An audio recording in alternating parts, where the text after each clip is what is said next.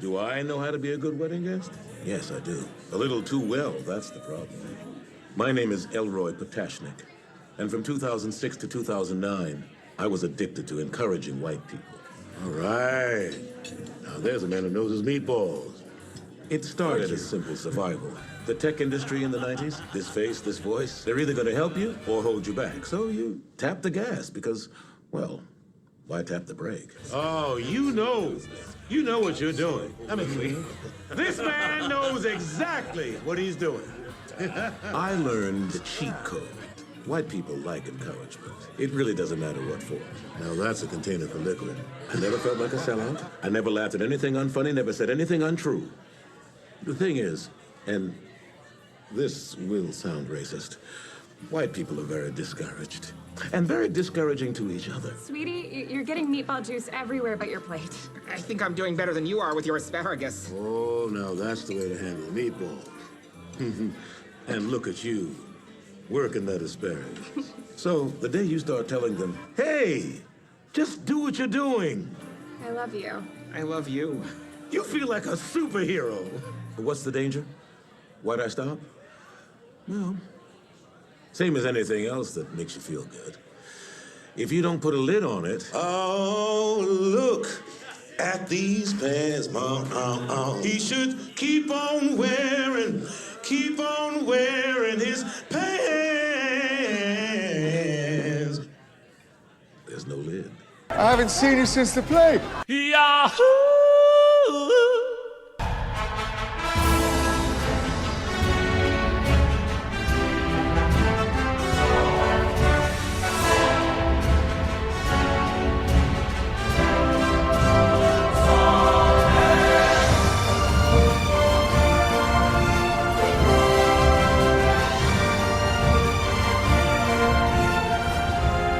I do not trust a tequila that has an actor's name on it. I don't. That is just about the best advice anybody can give you. I know that is how Cluntang made his billions. You know, obviously besides being, you know, a phenomenally successful actor.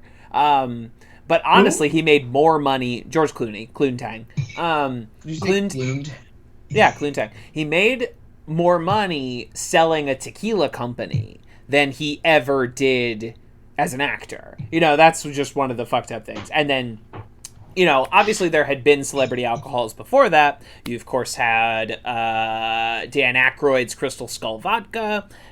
You had the Francis Ford Coppola Winery and the spin-off Sofia Coppola Sparkling Rosé. But then, after Cluntang sold his tequila company and became a full-time trophy husband, everyone started doing it. Right? So now I have to suffer through a bunch of YouTube ads for Ryan Reynolds trying to sell me gin. And like The Rock really wants me to drink his tequila, and I won't do it. I look Dwayne, every time Dwayne and I hang out, I say, buddy, I'm not doing it.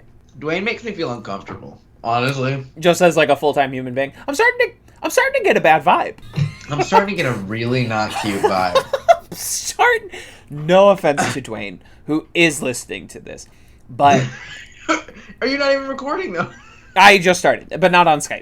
I recorded all the stuff. As soon as we started talking about celebrity tequilas, I said, well, this is a gold rush. I simply can't let this opportunity pass up. But Dwayne "The Rock" Johnson, interesting career arc. Great. Now we're talking about this.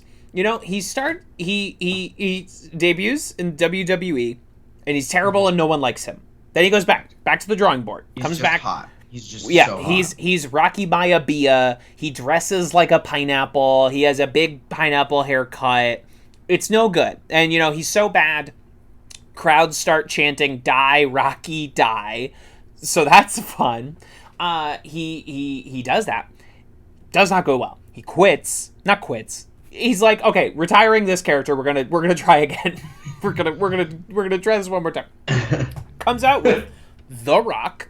You know, the celebrity character, the character who is both Hollywood and somehow, you know, like the arbiter of the people. But anyway, he comes out as the most charismatic star in the history of wrestling and becomes one of the biggest people to ever do it in a universally beloved character. Slowly transitions that into a movie career. For a while, it do not go. You know, anyone remember Walking Tall? Anyone remember Be Cool? But he would have What the about odd Tooth hit. Fairy? Yeah, Tooth Fairy, which is of course later. But you know, he'd have the odd hit. He had The Rundown. You ever see The Rundown with him and Sean William Scott? Fun little movie. It's in an early precursor of the Fast franchise. At one moment, he like jumps from one partially constructed building to another, punching through a cement pillar on his way across. So again, just like a prophecy was foretold of what Lucas Hobbs would one day be capable of. And so he does that, you know, he does The Scorpion King, of course. We all remember his Mummy spin-off franchise. But anyway, then he becomes the biggest and most beloved like movie star in the entire world. He becomes one of the few people who can open a movie based solely on himself. Premise is immaterial, supporting cast director immaterial. He's The Rock and he opens a movie. I feel like that's changed. I feel like we're all now getting a Tom Cruise circa 2005 weird vibe from this guy. I think we are days away from him announcing a cult. And he won't call it a cult. He'll call it like the Rock Success Institute or something. But then but it will slowly become a cult. I just can't believe that No, it's not my place. I want to hear whatever this is. I want to hear whatever this is. No. Sounds juicy. It is, but no, I'm not going to do this. What if I promise to delete it? I'll tell you later. This is a fully formed thought of mine that I can talk about. This is not... No, I don't really... No. Okay. Be that way. But I think he's amazing, and he also scares the shit out of me. You want to restart? You want a fresh start? You don't want to get this Rock slander on the pod? Fine. No. You're eating a tomato. What kind of slander? The Rock, Dwayne The Rock Johnson. I think you were Jace slandering Dwight. Oops. No. Yeah, Dwight Johnson. Dwight Howard from the fucking... Yet another reason we need a cut. Read the cut? Fine. Fine. Whatever. I was slandering Dwayne The Rock Johnson. Jace refused to slander Dwayne The Rock Johnson, and I called him a coward. I called him... No, I said I'm not going to... I have thoughts that I don't fully feel like are my place to put on any sort of platform. Fair. Right? I'm like, this is not... Okay, so Kev, cut this. Jace, you have to say it now. That's what I said. Turn off the recording, and I will say it. Okay, Okay. That you're recording the call. Okay, I am stopping the record. I will not. Yo, hang on. Let me start my recording. No. Gotta record local. As the recording resumes, let me just say Jace has murdered Dwayne The Rock Johnson dead with the statements that have been off the record. Those are some fiery hot takes that were just fired off. We were talking earlier, I just saw Last Night in Soho. Yes! Nice. Now I'm locked in. Now I'm here. That good? Fun, hell of a good time. Oh, great baby. fucking movie. Had a great time watching that. Good fucking movie. That slow burns from one movie into a second movie, and both movies are fun and interesting. Okay. And just like the fucking... Good thing that's not confusing. No, that's real. Does you that begin make and sense? you're like, there's two separate things that are No, it does happening. make sense. I was being a jackass. And like obviously like it is like a parallel narrative thing because you have like the I'm not spoiling anything that's not in the trailers, but it's like you have a character in the modern day and you have a character in 60s London, and they are somewhat interacting. Like they have some connection that I won't spoil here for anyone who should go see the movie, but it obviously there's that parallel narrative, but it doesn't have quite a like from dusk till dawn on the drop of a hat I am now a completely different genre of movie, but it sort of slow burns from like an interesting kind of mystery movie into a full blown like a bug nuts horror movie. Sure. Which is an full, excellent it's full transition. Suspense thriller with elements of horror. It gets a little slashery at some points, I might say. Oh, that might be a spoiler. We might have to cut that.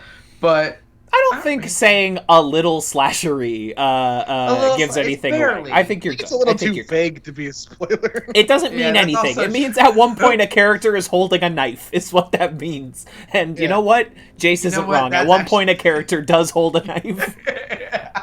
Now, if you told me that like Anthony Hopkins jumps into a shower to stab Scarlett Johansson, that'd be extremely spoiler. Did you just conjure some movie that I've never heard of? Yeah, Where Anthony- there's a movie about Hitchcock where Anthony Hopkins plays Alfred Hitchcock, What? and Scarlett, and there's the scene where he's trying to get them to film Bat. I'm gonna look this up. I think Alfred it's Anthony Hitchcock, Hopkins. Anthony Hopkins. Well, I'm looking it up. He's looking it up. Oh, Hitchcock film. Well, that sounds about right. Yeah, 2012. What? 9 years ago. Nah. Yeah. Scarlett Johansson plays Janet Leigh. That checks out. The actor in the shower, and the stunt actor doesn't nail the like. This should be terrifying of that scene, and the movie really dives into how Hitchcock was a kind of piece of shit. What? First and I'm hearing of it. pushed his actors into real terror by being a terror on set. By just being a real bastard, man. I was Basically reminded of all it the by time. a fucking TikTok this week, so I'm in a place. But you know, Yeah. I was like, TikTok will do that oh, sometimes. right.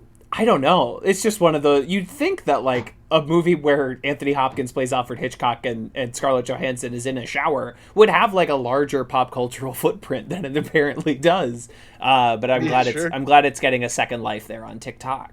I mean, everything's getting a second life on TikTok. True. Right. Yes. Wow. Yeah. That's it. Oh my god. Can we talk about this episode? I love this episode so much. I'm so excited. No, we have to talk about this TikTok now. TikTok, the Don't. Eternals of apps. I have not That's seen a it, and I weird don't thing to intend say. to. The TikTok of apps. Yeah. Okay. Fine. Well, fine. We could talk about Community. Fine. We could talk about Community. Because this is, of course, Advanced Community Studies, a podcast. Wow, don't sound too excited about it. Podcast where we watch and talk about the American television comedy show Community, 1 or 2 episodes at a time. We are also the premier podcast in the Yahoo Screen podcasting network. Why'd you go from like I forgot to Christopher do my... Walken to Heath Ledger? Like, what is that transformation? Can you tell me more about it? I just don't want to be here. I'm not doing an impression of anyone. I'm just... I hate Community. This has been my secret the whole time. Can I get a Yahoo from Jace, please? Bless you. Look, I saw a look on your face as you were like, please? Can I Fucking please? I want to quit I this didn't bit, realize but I was the marker refuse. for when this was ending. I refuse to quit this bit until the intro is done. I am a consummate professional. I am a consummate professional. I am also one of your hosts, TV's Kevin Lanigan, and look at you working that asparagus. And there's a man who knows his meatball. Let him finish! They were letting me finish, sir. One of my favorite. Oh my god. Hey, what's up, everybody? I'm Jace. Sound like Jace. Jace. That is a J. I'm Jace. I use they them pronouns. And hold on. I wrote notes. Let me pull them up. Wow. We're so proud. Yeah, no. Let him let him finish. That's my quote. I threw it in. I did everything backwards this time. I threw in my quote Fucking first. shot that wad way too early, but you know what? Well, It's because all right. I can't say it to myself, so you were rambling the whole time, so I went, okay, let him finish. I'm Fucking rambling. drag him. I have Drag never him. once Drag him into the rambled ground, in Jace. my life. Drag him into the ground, Chase. I have Don't- never, Leave no quarter. never. Drag me Very, like you dragged Dwayne The very- Rock Johnson in that lost audio footage. Kev, how did you think you would survive after Jace dragged The Rock? Well, You knew it's you were next. and you knew Jace, you wouldn't survive. it's the Rock, unbelievable. The Rock, the man named after a geode. The man named after a Speaking geode of rocks, it's amazing. The listeners can't see this. Jace has taken me and a la 127 hours, thrown me down between two rocks, and I will have to fucking saw my arm off to get out of this predicament. At least they provided a butter knife. It's a dull butter knife, but they did provide. And I have until the end of this podcast to successfully cut my fucking arm out of this situation. Daddy host, you want to introduce yourself, bud? Yeah, sure, that's fine. We can do that now. I'm Caleb, the third host, the hostess with the mostest, kids. And from 2001 to 2016, I was addicted to. Wait, Kevin, are you sorry? Complimenting white Are you still cutting your arm off? I'm sawing my arm off. You're still. I'm sawing my arm off. Nobody can see that. You two can. I do this for you.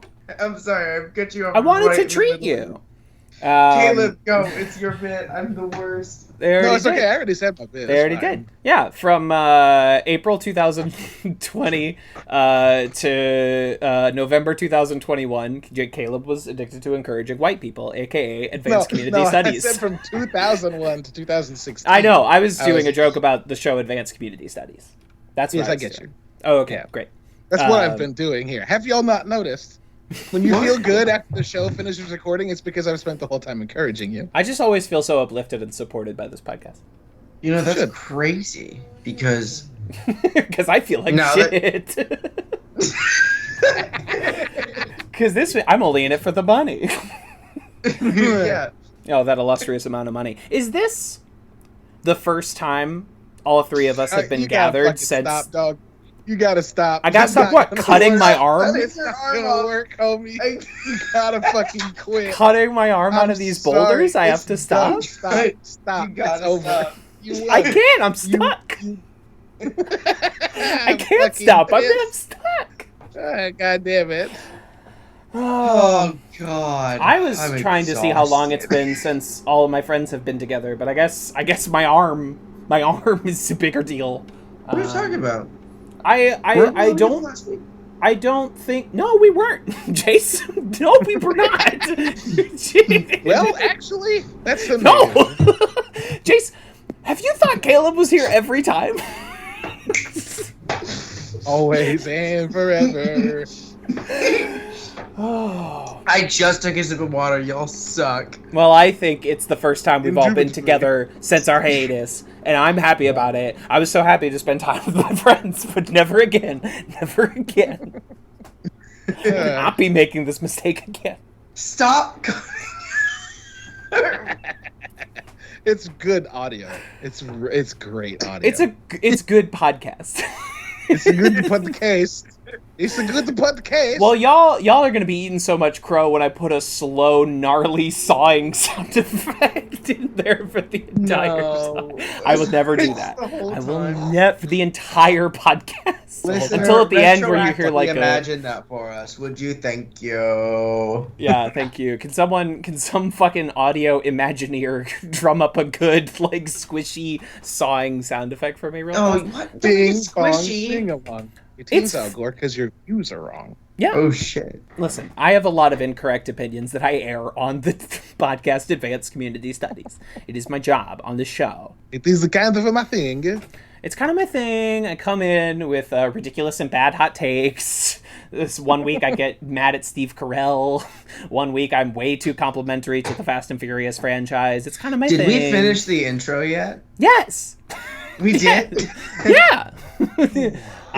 There's nothing. We're just hanging out, and apparently everyone is mad at me for my great object work, for my exemplary That's why we're pantomime. That's it. Exquisite You got it. shadow That's why. play. Everyone's Yes. mad at me. Yep, that's the fine. reason. Whatever. All right, I'm gonna make a statement. Can we talk about how this episode does cringe humor better than any single episode of The Office ever does? Love I that. said it. Love this. Season 6, Man, episode I'm 12. in the wrong podcast.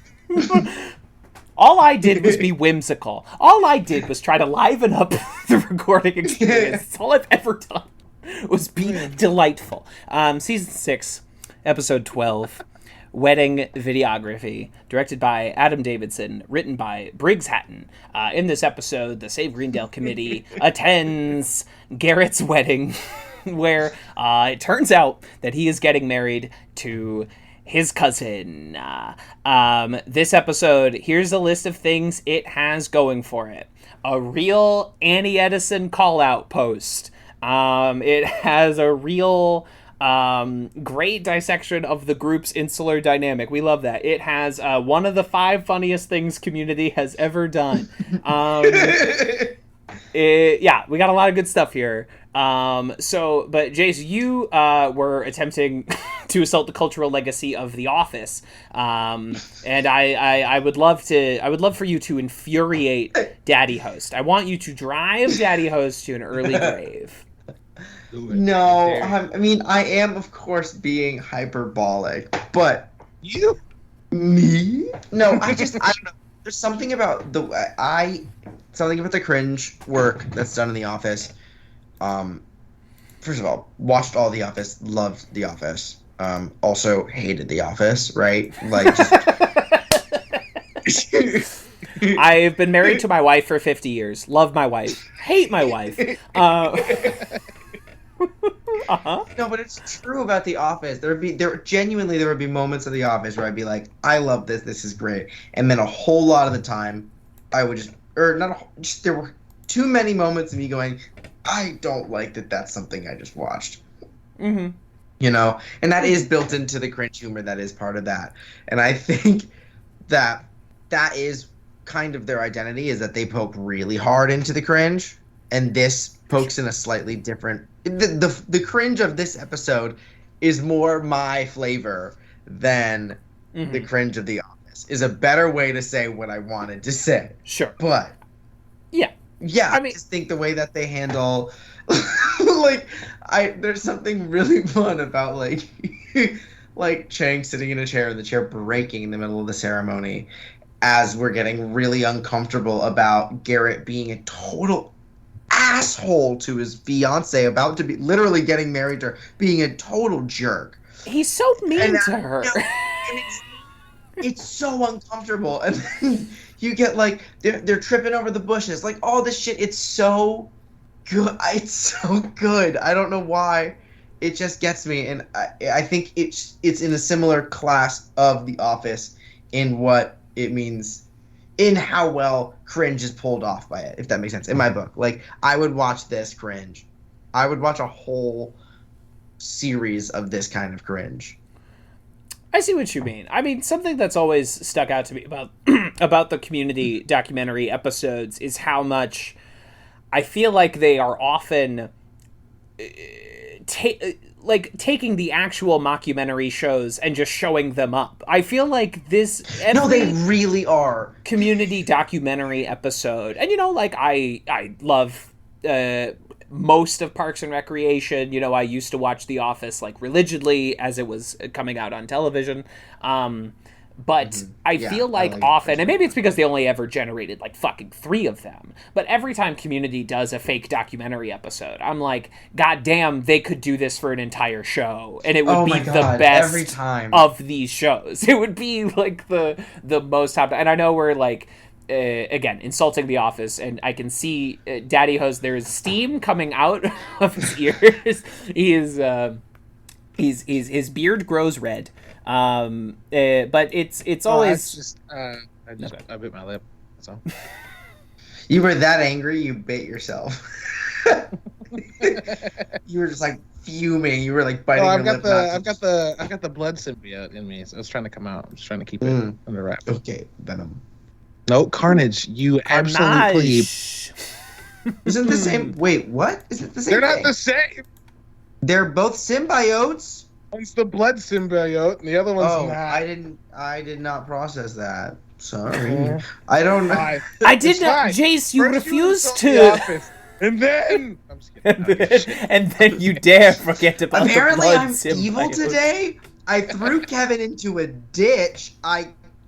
You threw it. First of all, you pummeled the rock with a sledgehammer, and then you put that rock on top of Kevin's arm and then you I did peeled not my eyes, pummel you the cut Rock. my eyelids off.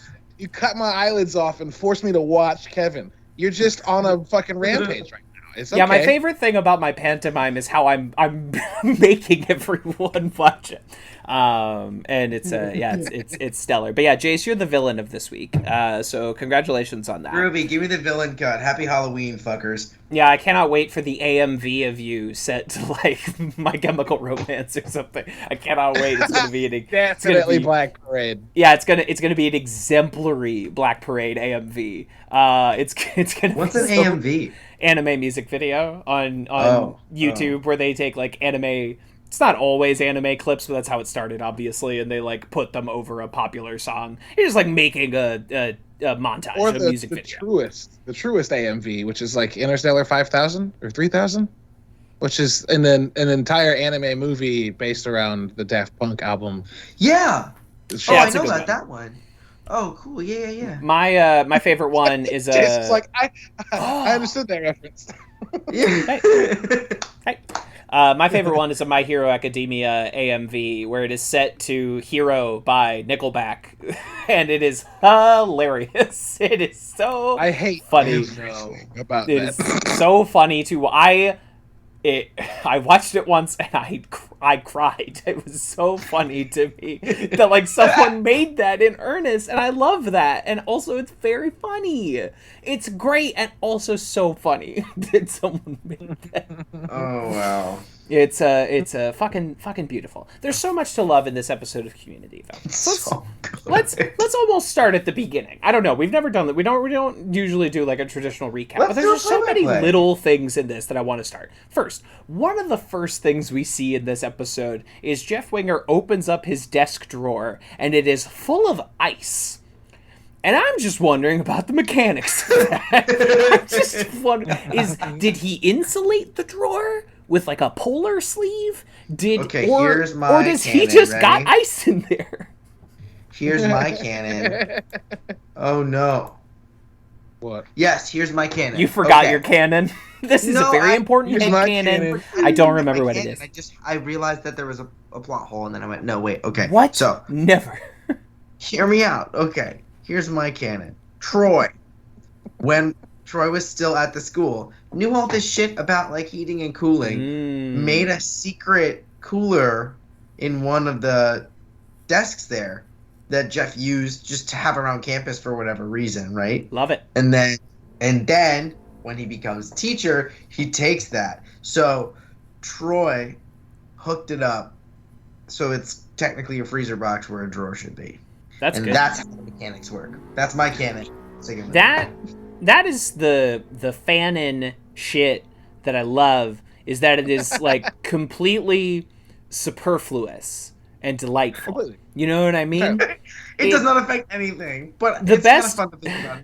The best fanon shit is not like, these two characters are secretly dating, or, this guy was dead the whole time. The best fanon shit is like, Wolverine cuts all the hams at the X-Mansion. And I'm like, sure, I got nothing to fight you there. He cuts all the hams.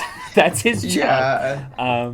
Roast beast every Yeah. holiday And season, then, it's well, just we all fun. remember that famous, Uncanny X-Men issue 401, where the Grinch descended on the Xavier Mansion. You're joking. No, I was kidding, because you said roast beast. I was playing along. I was. Oh, okay. I bought it. I was I'm like, sorry. yeah, Marvel would do something like that in the comics. I'm sorry to do that to you. It's okay. The X-Men have obviously like met Santa Claus.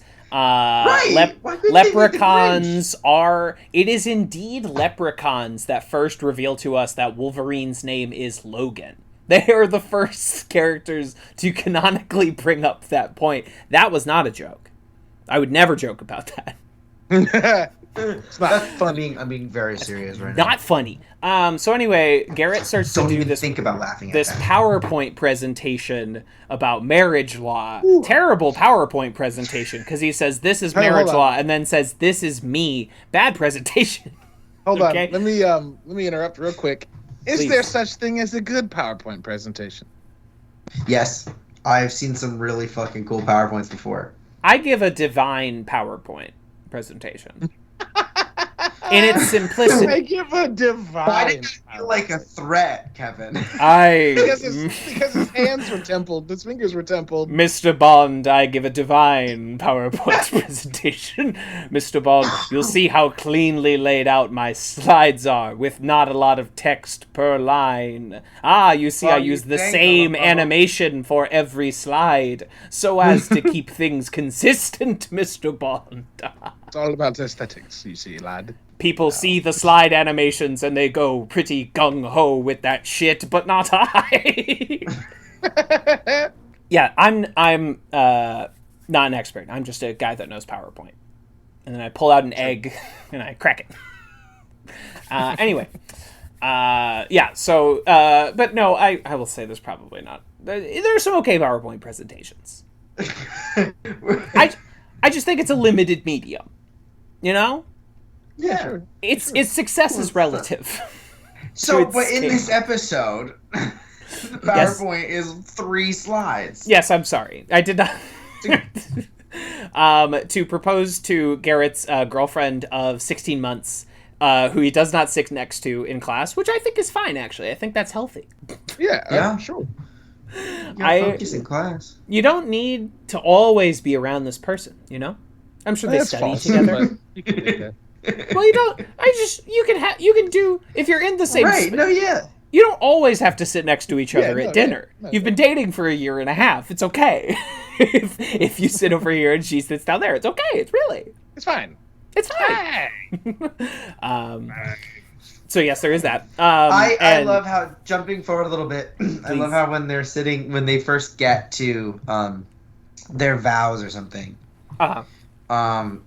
she was like, "You've always just felt so familiar," and it's like one of those really subtle, stupid word jokes that if you don't know what Chekhov's pun, if you will. Yeah, kissing you is like kissing my brother. Yeah, sorry. Back to the future. But that's they see that in there. Of course, Stacy is played by Erin McGathy, who was Dan Harmon's wife? Fiance? Girlfriend at the time? Somewhere in there? So, that's a little nepotism to get her here on this show. But she does what she's fine. It's a good structure. But the meat of this episode, I guess, is when we get into the whole codependence aspect of this thing.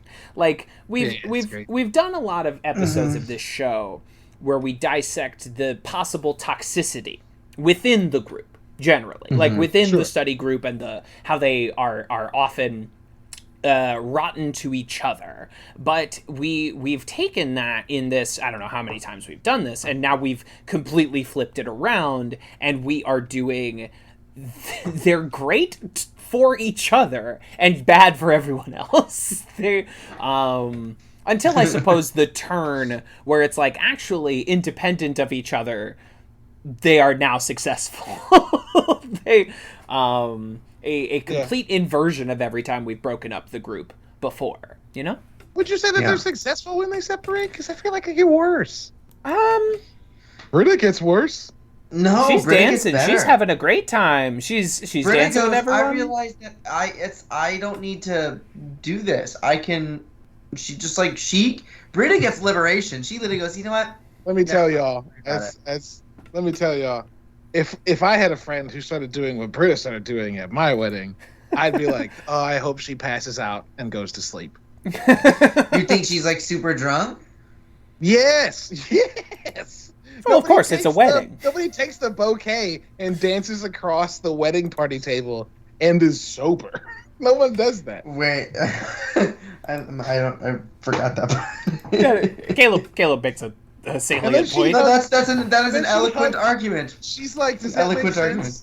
Well, then that's your problem. I love you. I bet she's hammered. She's person. sloshed. She's fucking. She's out of her gourd on this one. I was like, she's free in this moment, and now I'm like, oh, okay, now I Well, see. you can be both things. Free in a way, yeah. She definitely has the social lubrication. But I saw it and I was like, yeah, femme liberation. Fuck it up. You don't need those people. Yeah, but I think you can do both things. I think you can be. dramatically drunk. That makes way more fucking sense. I think you could do both. You could be trashed and have a moment of self-realization. Is that like, well, can a person ever fully be complete while also being part of a complete group? You know? Right. Oh, yeah. Well, if you're trying to make it feel better, I guess I'll take it. So. I get. Listen, Jace, I'm just trying to make peace here. Jace, I'm just trying. I'm just trying to make amends with the saw. It's a butter knife, actually. That's what I've been miming. James Franco's ears are fucking burning right now. Good. I'm coming for you, Franco. Oh my god. Don't say that to him. He likes to hear that too much. It's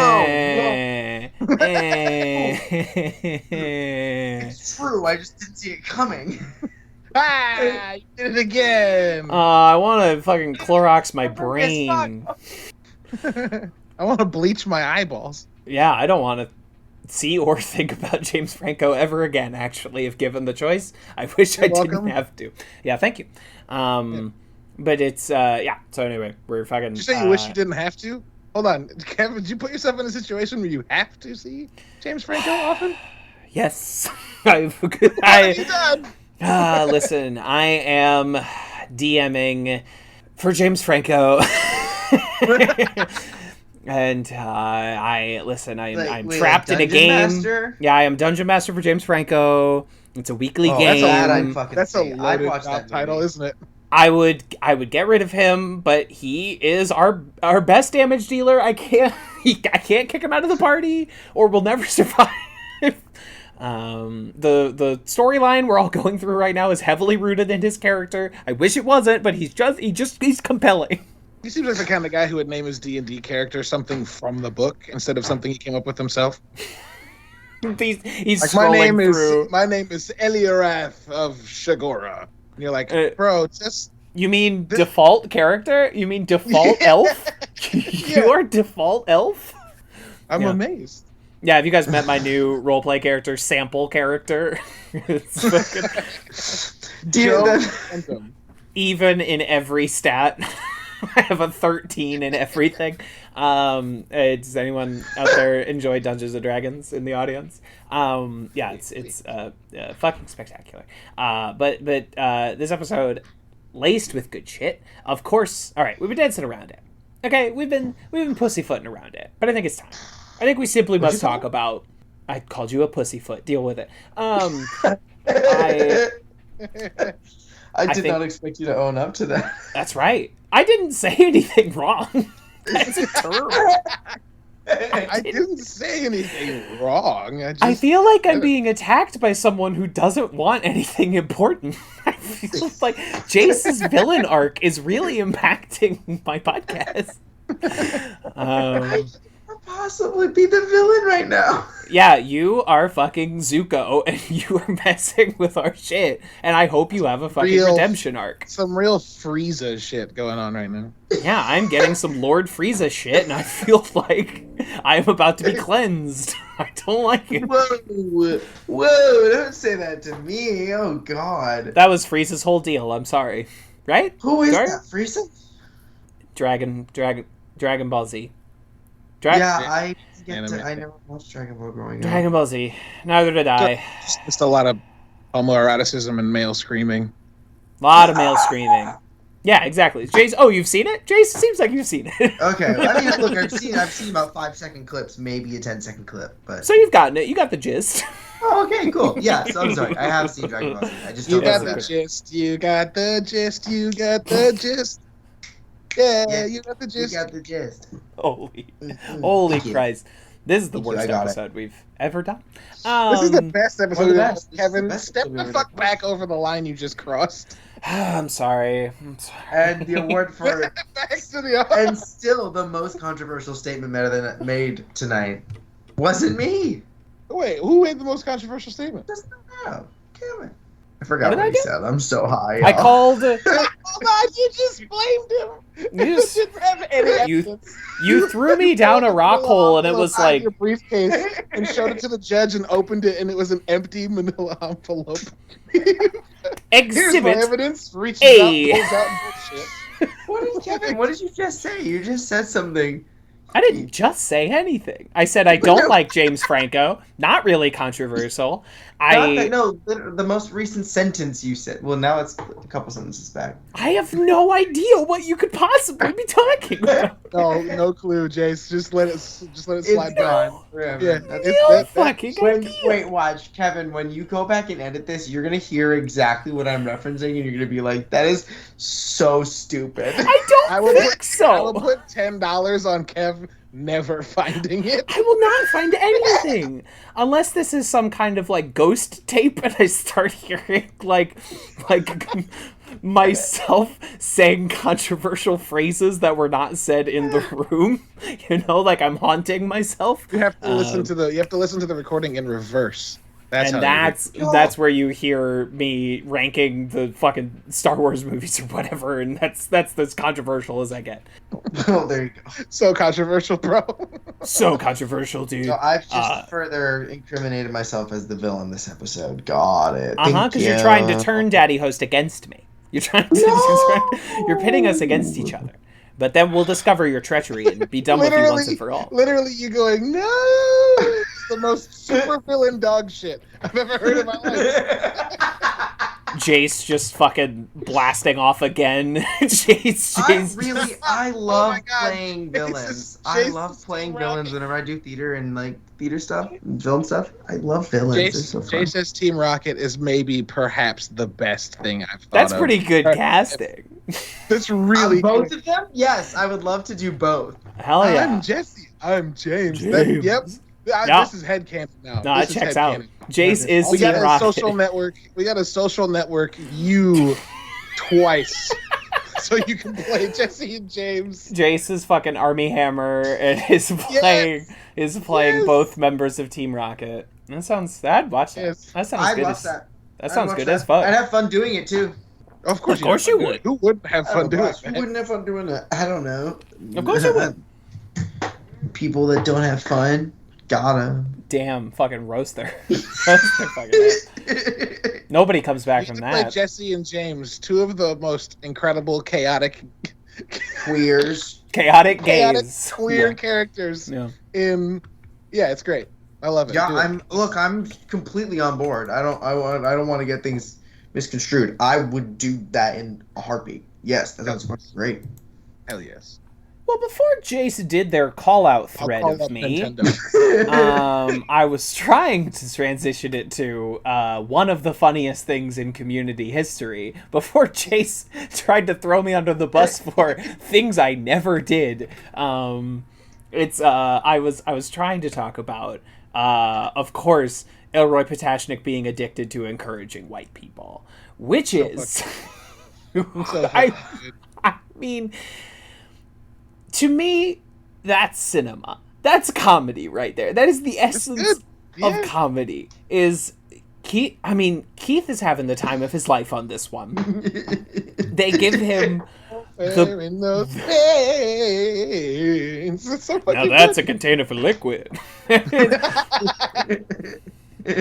never laughed at anything. This part is that like I've seen it, right? Oh, yeah. And it's not like I've seen it from a distance. Like, I've noticed my dad do this. And it's like, watching this that many years after, like, moving out of the house is like, oh, shit. Oh, shit. Some patterns are emerging. I'm starting to incredible. See things about my life that I understand. had not known.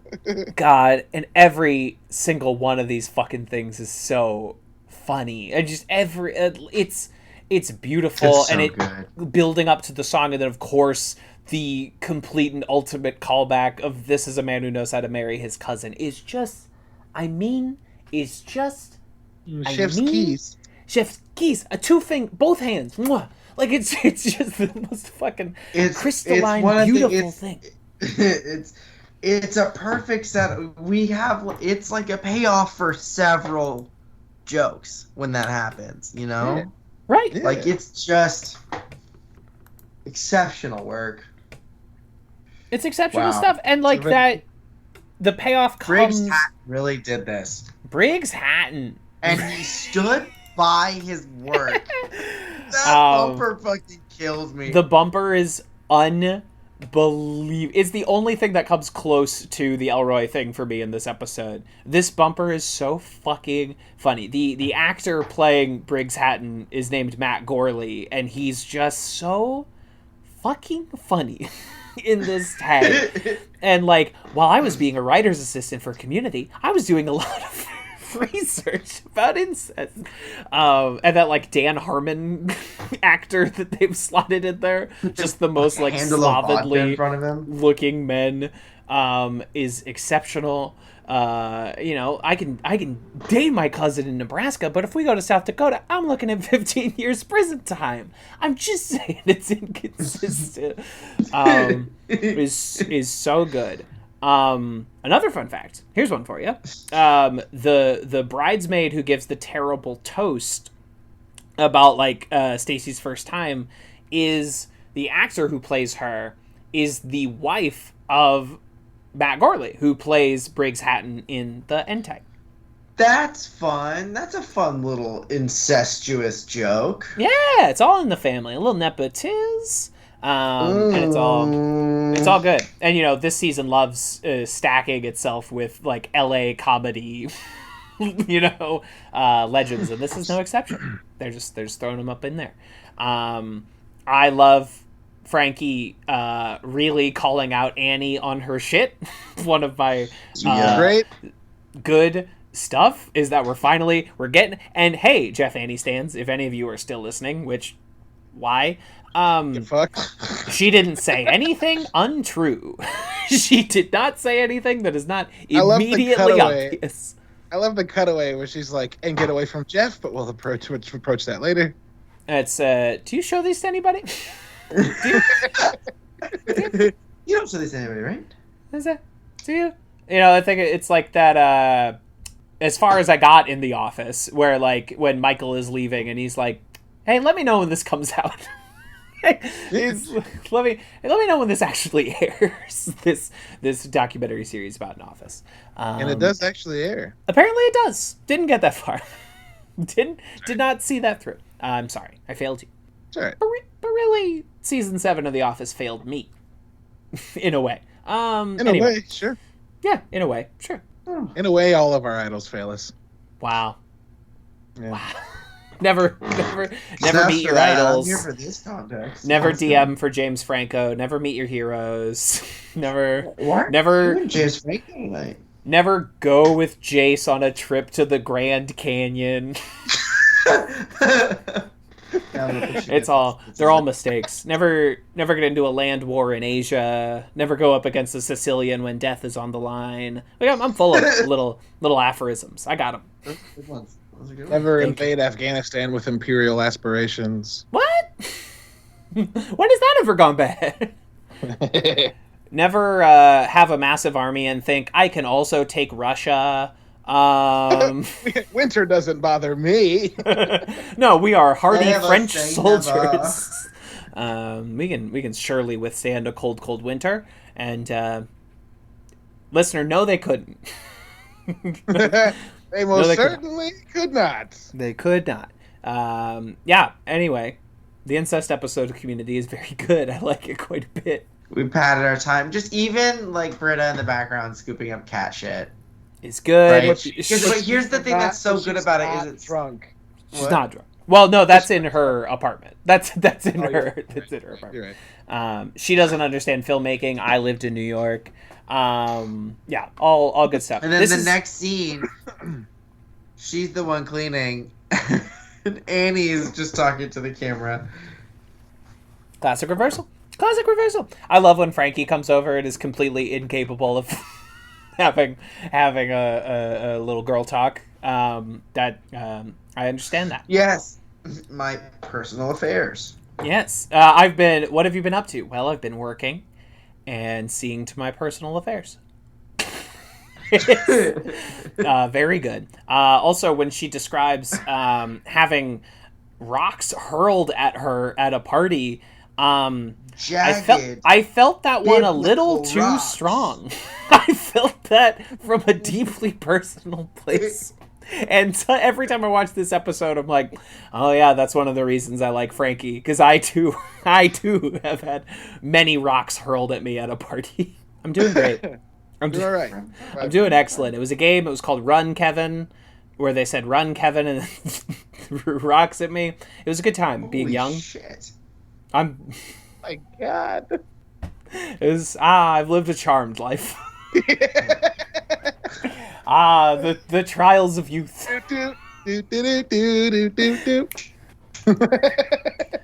Yeah, much like the song "Semi-Charmed Kind of Life," I also am about heroin addiction.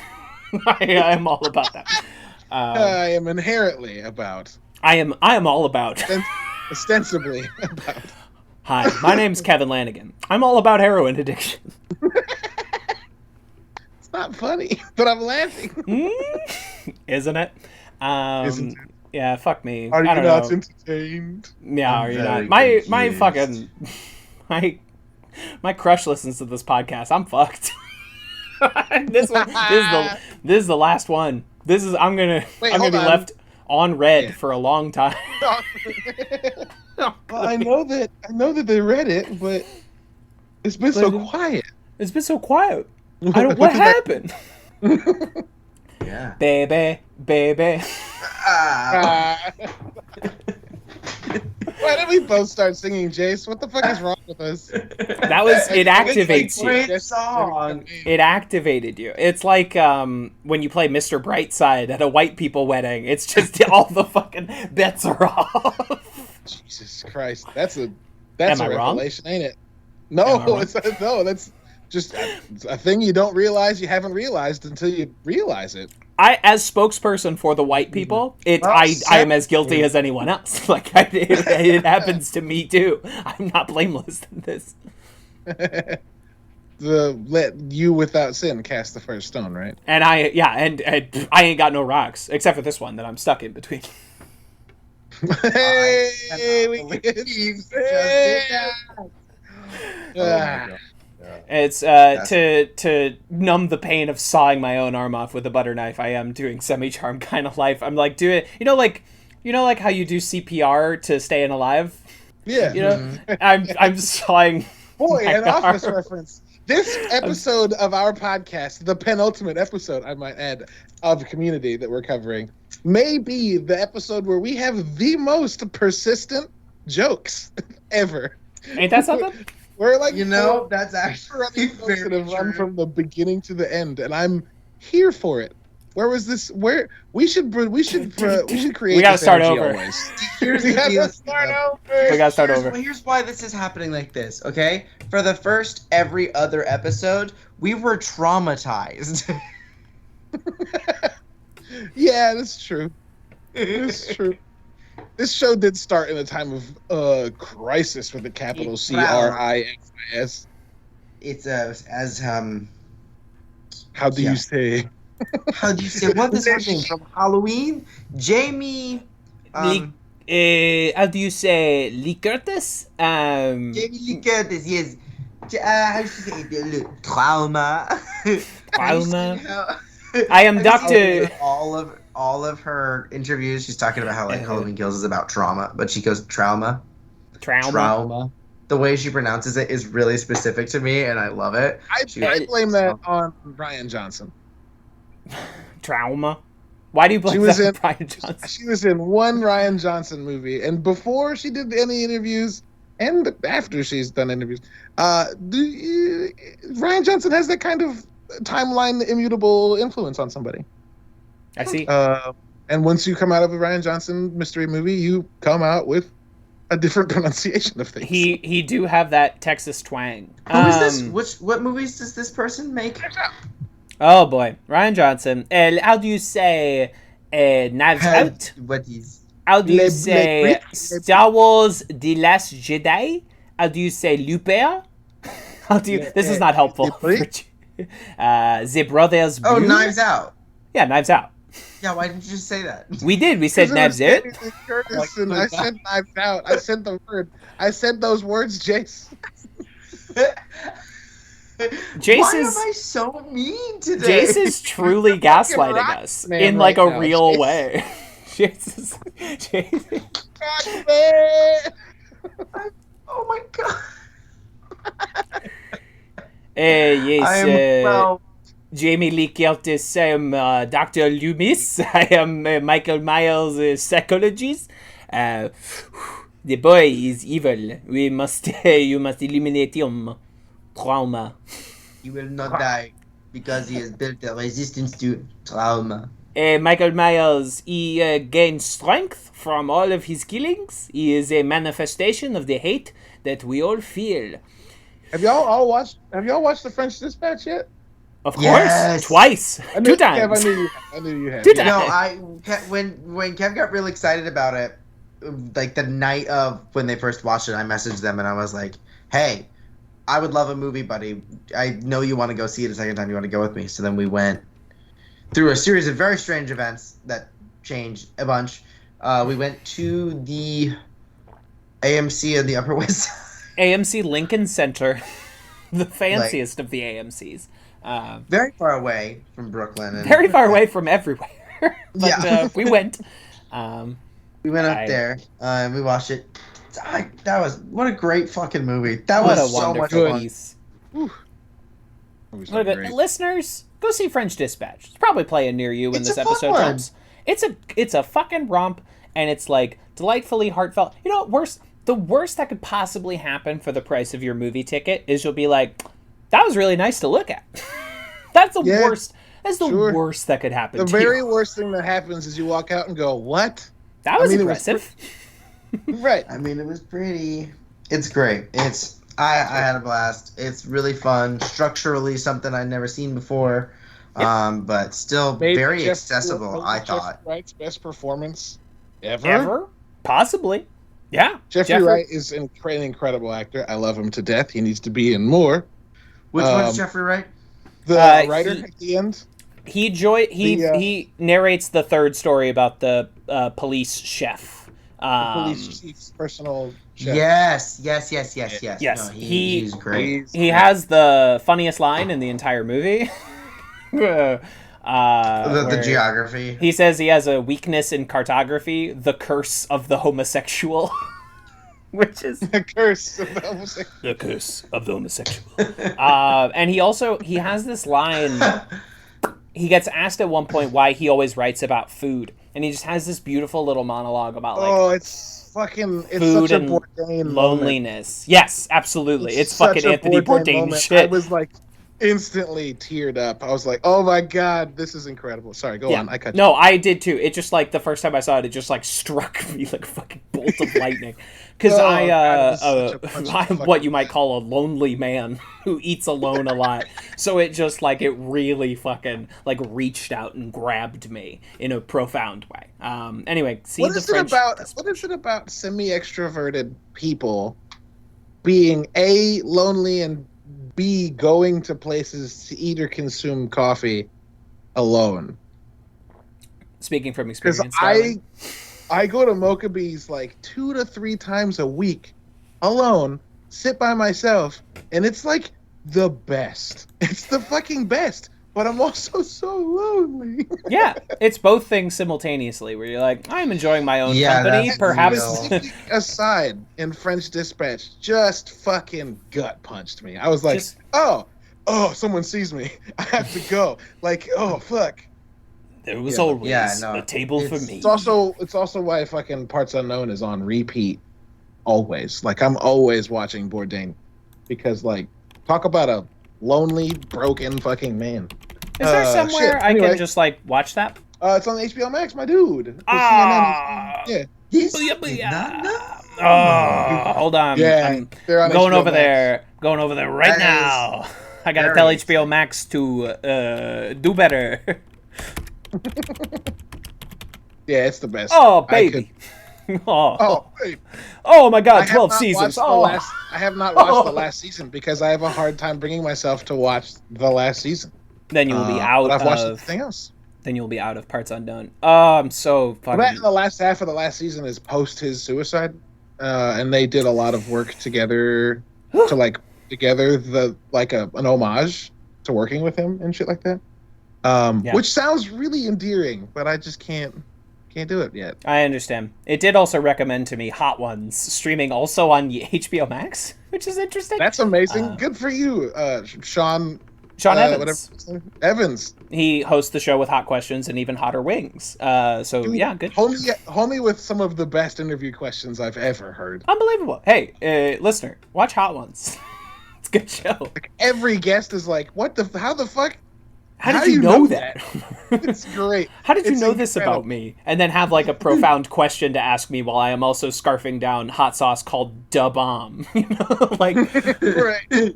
called How could Chocolate Reaper. You know, like what the fuck am I doing?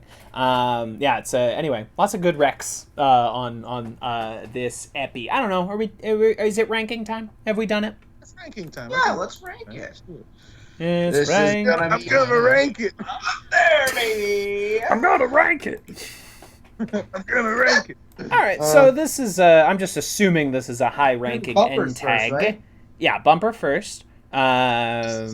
Here's my thoughts on the end tag for this, Okay. right? This end tag only works as an extension of this episode, Fair enough. Show enough. right? So many of these end tags are so good that you get something more from. I don't know. I feel like it's A lot so of the season 6 ones so out of are left that field. way, though. A lot of the season 6 ones are like, I mean, just looking at like our top ones, you know, Big Hand Dad, number 3, Yakuza 0, number 6, First piece number 5. Okay, you know what?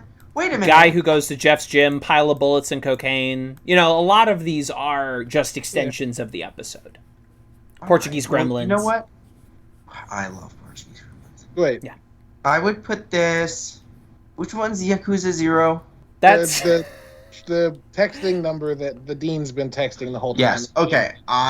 Yeah. I'll put this as my new 6. I think this is Woo. above Yakuza 0 and just below Portuguese Gremlins, because I can't possibly bring Portuguese Gremlins out of the top 5.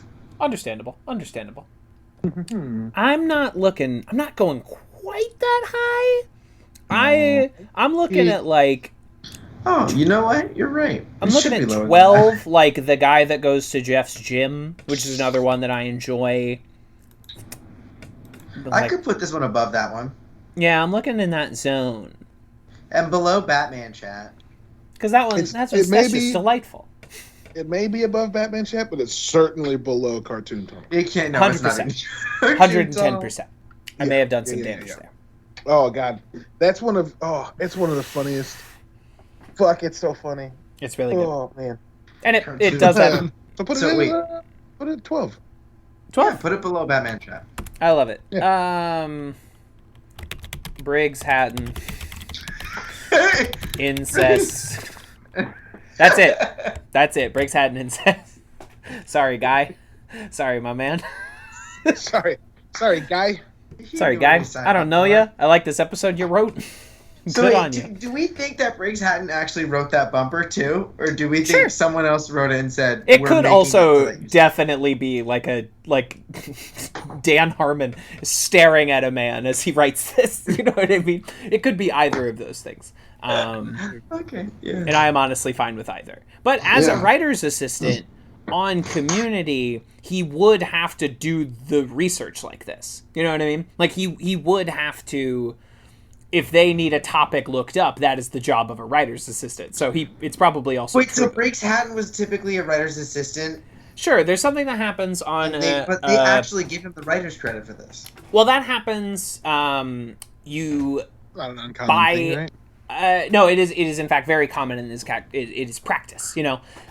You are not like a full-time writer, but they give you one episode as a writer's assistant. It's like Sometimes it's like generally an it's not. internship almost. Yeah, it's like an internship with like, hey, at the end of it, if you do a good job and you know we like you, like you'll get writer's credit on an episode. Right. And so that happens. He said, "Here's what I'm going to do for my episode: incest." And then at the end, the very end of the episode, for the bumper, I'm going to let everyone know that I know. You know? I'm aware. Yeah, I just think it's funny. I think instead of like him backing away from it, it's doubling down. Yes, it's exactly. It's brilliant. Yeah, it's really good stuff. We forgot to mention it because there's a lot going on, but I love that like Chang is the one who gives like a rousing speech. It is like, great. it's you against the world, and you will not win. This is about me. Yeah, it's funny. He's learned nothing, but it's very funny. Yeah, good shit. Also, the reason that Danny Pudi does not appear on camera is because he was filming a pilot for another television show. So there's that. Yeah, it was Powerless. Nope. I just want everything to be Mythic Quest. Nope. Hey, that show Right now. got renewed. Yeah, for 2 more seasons. We're all very We're happy. getting 3 and 4. Fucking I sorry. I'm finally. excited. That's one of my next watches. Yeah, I watched It's so it good. earlier this month in like a week, which is It's so rare fun. for me, and I just like cruised. It's so. How many seasons is it? 2. There's like Oh. And it's a comfy 20 30-minute episodes. Yeah. Yeah, it's a comfy 30-minute episode. Oh, So- beautiful. Yeah, you'll you slam can it. churn it. Yeah, You'll you'll slam. absolutely slam it. Let's go. Yeah. No, it'll Maybe we be talk it'll be about good. Mythic Quest next. Yeah, I'm it's so a bracket fucking down. possible. You know what I Yes. mean? Oh, not to mention the bracket. Ooh. Ooh. Oops. Uh-oh. It's a Tease. possibility. We're looking at Chekhov's it. bracket. Chekhov's bracket. Will it come back? That is a good question. But the answer is we haven't decided. But let's rank this episode. So this is up there for me, obviously. Oh yeah, this is a big one. This is a big one. This is a big. This is the best one so far from this season. Really? You think so? Okay. Well, what's well, the that current would top contender for this season? the current top contender is advanced safety features at number 11. And that one is Honda. Honda. Honda. Which You is know, like here's the deal. Uh-huh. That's a great episode. I think this just eeks. Just eats eeks? it. It's not top 10. I'll give this the 11th spot yeah. because I don't Top think 10 we're is- allowed to breach the top 10 at this point, honestly. I mean, the series finale might. I'll say it. I think it has potential to, because that's a great fucking episode and a great final episode of Community. I think it's possible. Not guaranteeing anything, but I think it's Well, not off the sure, board. yeah. We'll do that next week. Or Yeah, actually, of not course. next week. The week after, because I'm a stinky baby and I have plans. That's okay. I mean, we could also look at another day, possibly. Also true. I Yeah. have no obligations My- at this point. My schedule is more free than it once was. So, Yes, the restaurant I work at just closed. Oh no. but more time for podcasting. I'm now unemployed. I'm going to get really into making artisan beers in my garage. If I had a garage, that is. Yes, of course. If I had, this is where I would put my garage. If I had one. And this is where I would keep my trophies. If I had them. If I had them. We all love memes, don't we, Weird kids? crossover joke. Okay, but I would actually put this at 11. Okay, 11. And I don't Denny- think it beats out geothermal escapism. No, it doesn't. No. It doesn't beat that one, but I would put this above advanced safety features. I think they're both right at that same pocket for me because advanced safety features, I mean, alone Frankie's fucking speech is Of course. just a glistening spire of The something other, to like, most transcendent monologue of Right. this season, right? Yeah. And then the other one is But I think is this Elwood. one is just slightly more. There's something about it, like you were saying, as far as those like mockumentary episodes go, which is like usually the best fucking episodes of this whole show, and do it better than the mockumentary TV shows that are out there. Yeah. This is like one of the best, and yeah, I feel pretty confidently that I'm gonna say the new 11. Love a spicy hot take.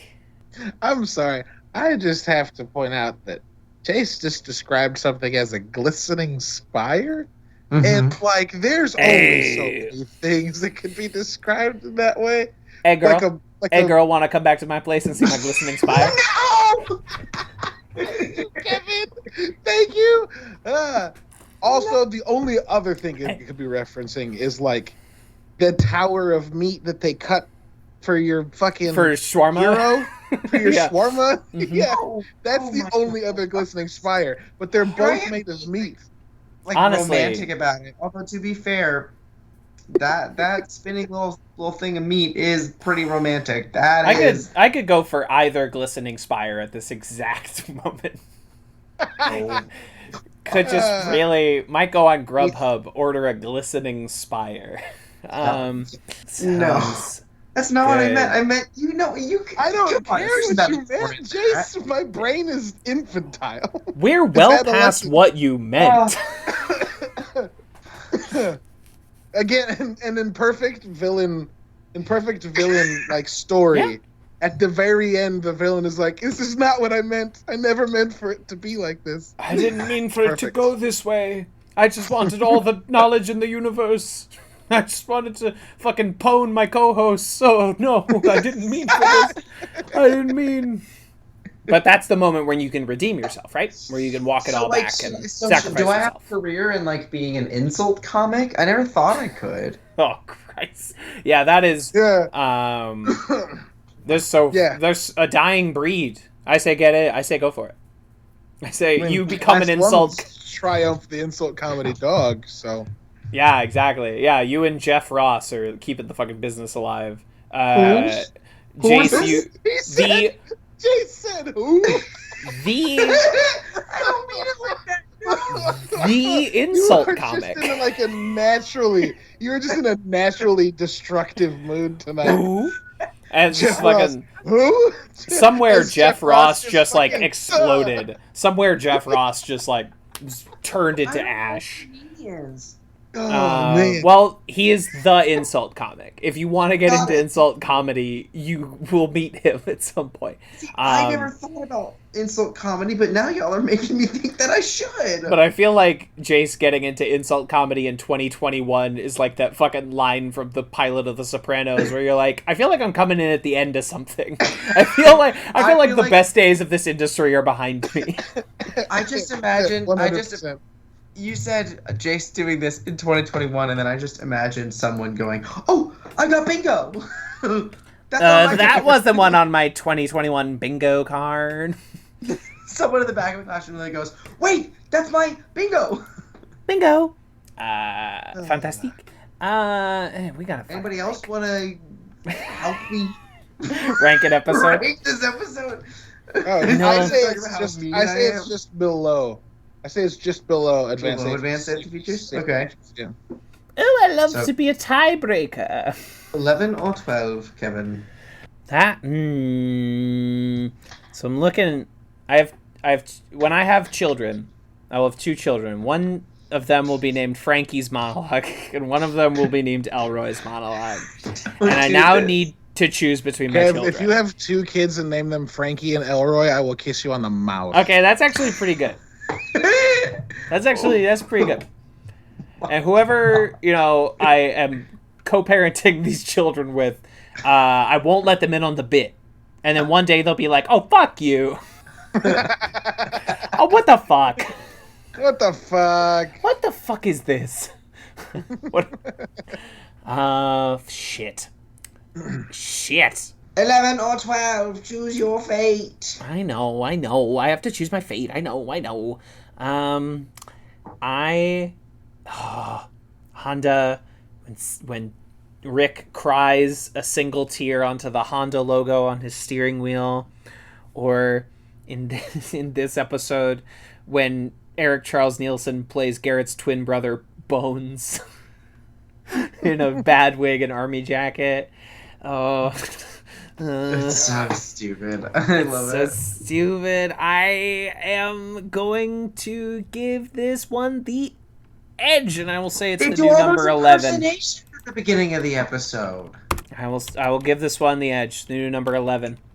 There we go. S6 E12 wedding videography, which Well, that's means pretty we. good for the rankings. I think so. And hey, we got some people not gonna be too happy about this. What was just bumped from the top 20 cooperative calligraphy, the Annie's Pen episode, just bumped out of the top 20. Wow. Everyone will be very chill about this, I'm sure. Well, when No you one see will the care. list of the episodes that are in I front know. of you're like, I can't say. Honest, I can't most be of their that issues are bad. going to be with our season 6 placings. I think we place these Yeah. more higher than anyone else, and I simply don't care. Don't talk to me. I really like season 6. So talk to me. Every so often, a new person will follow us on Twitter, and I'll post the rankings, and they'll be like, "These rankings are weird." I'm like, "Oh, you're new here? I guess anyway. So, Are you new here? I guess you're new here. This is it. I'm sorry we used science to rank You didn't these. even know here. I'm sorry it's a completely mathematical formula and is not subject to debate. Because and art is rigid, you idiot. I ask that you not at me. There's no subjectivity here. All objectivity. None. None. Perfect. So I'm gonna plug these into the rankometer calculation machine while you two give us your wonderful plugs. Oh, whoa. Caleb, you got anything?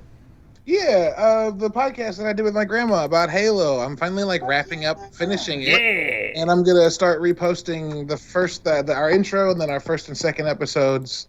The first, starting tomorrow, and then Friday, and then after that, it's gonna be Tuesdays and Thursdays, so that we can get all the way through Halo, not through the season entirely. The last 4 episodes will be about Destiny, because they're also made by Bungie, who made the first 4 Halo games.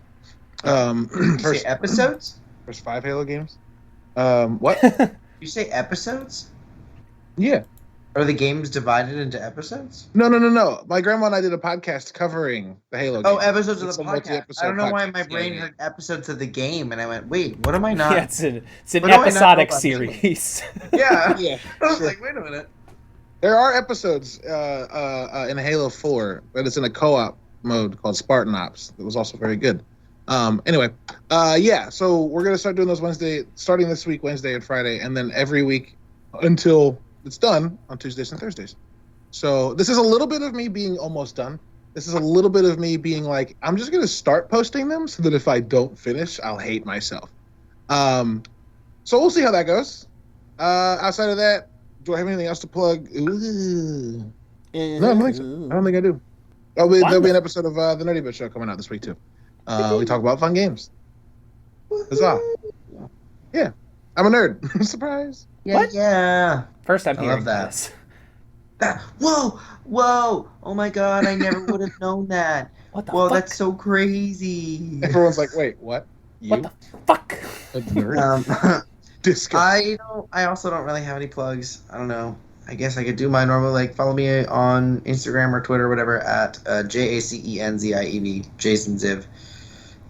It's Not Zeev? it's Ziv, yeah.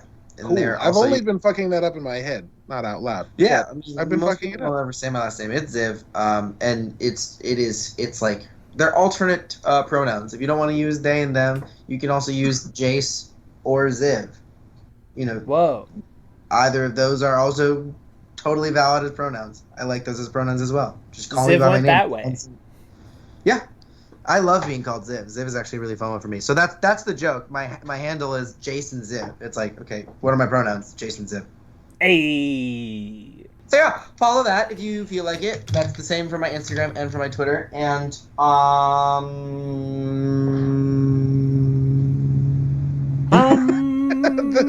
The resonance that came off of your microphone. My brain was like, Yeah, that was ASMR. yeah, I got that. That's all I got for you today. I'm having a great time playing Horizon Zero Dawn and living my best little queer life. Hell yeah. Shoot them dinosaurs. Oh, it's so much fun. I'm having a blast. It's on my list. I'm in a Dragon Quest whale right now, but one day. Yeah, this is taking over my life entirely. I'm not tackling anything on my list. I am just tackling things as they come out. Because it is the fall, and for some reason the game industry hasn't discovered that releasing everything at the same fucking time means that people just can't get to your shit. Why does every industry do this? It's the fucking worst. Like, Why there's is so many everything- games released It's between because they want August you and because December. it's the Christmas gift thing. It's like, Yeah. But more people will buy it if you release it in March when nothing's coming out, because you'll be the only thing.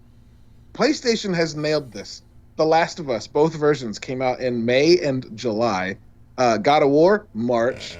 Yep. Horizon Zero Dawn, fucking March. Those games sold like gangbusters because nothing the fuck else was out. And Far Cry thinks it still has to fight with 12 other games. Homie, if people like it, they'll buy it. Release it in July and let people fucking save money. That's my soapbox. I'll step down. I got so mad. I'm sorry. No, that's a valid argument. I like that argument. That's a good one. I hate it. That's true. I hate it. It used to, Yeah, all art industries used to put a lot less pressure on early performance. Yep. Like, it used to... Hey, guess what? Opening weekend box office used to not be shit to anybody. But now it's everything. And the same thing happened to every industry. And God help you in comics and books where it's about pre-orders. Where, like, you haven't even fucking bought the game yet. So it's just, I don't think it's sustainable. And I don't think it helps really good art of any medium. It's not, obviously good art of every medium still stands the chance of rising. We obviously know that. But it's not a system. That through capitalism, we've commodified art in an inefficient way. That's crazy. You know how many games, comics, movies, and books are so good, but get buried under other things that launch in close proximity, or get buried under marketing being like, well, first week it wasn't good. The number of movies I've missed by like 6 months and then watched when they came onto Netflix and been like, oh my God. The number of games that I see in a Steam sale, I'm like, I did want that. I'll check it out. And then I'm like, what the fuck? This is my game of the year, but it's 6 months after my game of the year awards. Shit. It's absurd. It's frustrating. It's frustrating. It's absolutely absurd. And, but therein lies the value of critics, professional and otherwise. And, or like the YouTube fan critic as well, like these champions of these specific games or movies or shows that like eventually spread the word around enough that like for instance Breaking Bad and Game of Thrones, who nobody gave a fuck about when they first started coming out, could then slowly roll into incredible franchises. But if we had canceled them when no one was fucking watching them, we wouldn't have had. Same thing happened with Beetlejuice on Broadway. Beetlejuice opened up on Broadway. It didn't do super hot when it first opened, and then it kind of word of mouth got around, and there was a TikTok trend related to it, blew up, and by the time that it was starting to be really big, was the company that owned the theater had already made it official that they were going to kick them out for a different show to come in because their opening stats weren't high enough. Yeah. They're coming back to Broadway because there was such a high demand and they followed through with it. But like one of the things is if it doesn't do well right away, it's literally contracted in that they can just be like, well, okay, that's fine, get out. Right. We want something more profitable right now. It's like, damn, like let a show breathe. Yeah, and it just seems like, many systems, comics is something that I obviously follow, and like so many series are dead before they've even come out because like they don't have a big name creator and they're not about fucking Batman, so like they don't get a lot of pre-orders and no one has had the chance to fucking read them to be able to say, hey, this is pretty good. So also, more people should read this.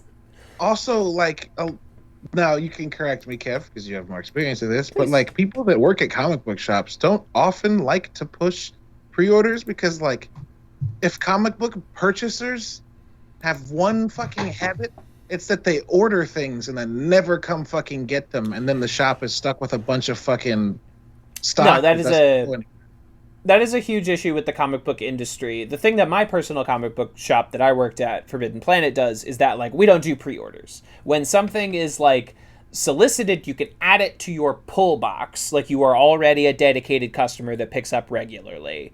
Sure. But they saw the downfalls that would happen to other comic stores, and like people wouldn't come by for months and months of pre-ordering these books and then never actually show up because you're not actually putting any money down up front, which like I think there's a lot of issues. The with shop video. is. Right, exactly. The shop is pre-ordering all of this, and that's one of the issues with the fucking industry is that, like, a shop has to guess how many people want to buy this comic, and by the time they realize how many people do or don't want it, they either have too much or too little. It's and there's very few guarantees in that industry, and I have issues with games pre-ordering as well, but at least when you go into GameStop and pre-order a game, you're putting down some money up front. Yeah, sure, sure. Or like if you're pre-ordering on the fucking PlayStation Network, you're putting it all down up front, Right. At least the systems in place are, and obviously the PlayStation Digital Network is not worried about having too many copies of Horizon Zero Dawn anyway, but you understand what I'm saying. Anyway, art systems are messed up, and unfortunately it is all based on money, which is why every single industry is just the same IP over and over and over again. Woohoo! Welcome to the metaverse. Right, which is why I like to come onto this podcast and push other things. Things that it's easier to skip over than your new X property of any medium, where it's like, well, no one needs me to tell you to go see Shang-Chi. Your mind was made up before I ever came in and would tell you about it. But French Dispatch needs some more eyes, and Last Duel and Last Night in Soho need my help to push them up over with my comparably small. That's why I write about games like Sable and Far, The Lone Sails, and Florence, little bitty games that if you didn't know about, you should. Sable's that one with the really saturated colors, right? Yes. Yeah, that, if you had not said something about Sable, I would have never known about it, and that looks absolutely stellar. I can't wait to play that. Oh, hey, there's another shout out. My review for that's out. Go check it out. It's on nerdiverse.com/red. Pew pew. Yeah, it's good as hell. Anyway, I don't have any new plugs. Patreon.com/TVsKevin, tvskevin.substack.com. I promise I got stuff coming out for y'all. It's just, I'm going through it. I'm back to, I'm working full time, and I'm starting to do dog walking part time again, and it would be great to have to do less of that if you went over to patreon.com/tvskevin for as little as $1 a month. I got a bunch of stuff over there for you. You can have it. And, I can't believe I'm about to say this, but we'll be back next week with the last episode of Community. like we'll have done it. Yeah. That's crazy. The great work will be finished next week. We can fucking phone it in if we want to. It will be done. And I don't know how to feel. I don't know how to feel about that. Nope. I don't know. I will say I'm very glad I did it with you two, Goobers. It's been a fun ride. I've made you angry along the way, but it was a great time. I regret nothing. And with the arm sawing off your arm again with the butter knife. I just had to get one last in. You know what I mean? You did it. I really did. I really did. I had to get that one last one going. Let's check out. Yeah, it's Chekhov's arm sawing. And, I cut through. Oh, I did it. Good. I did it. I have one arm left. Although not technically Chekhov's pun, that was a pun about Chekhov. Womp. Womp. Pop. Oh, yeah, and also with you. I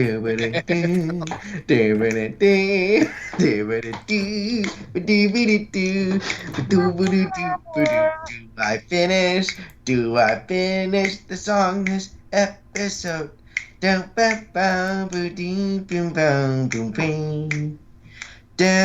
Woo! So close. So close. Oh, I'm so close. Angry, Sorry. What? What just happened? I just coughed. Yeah. Yeah, it was the fairy from Zelda, and also me coughing. Hey, listen. Moonlight. Bleeding glass and healing needles, amputated hearts are never whole.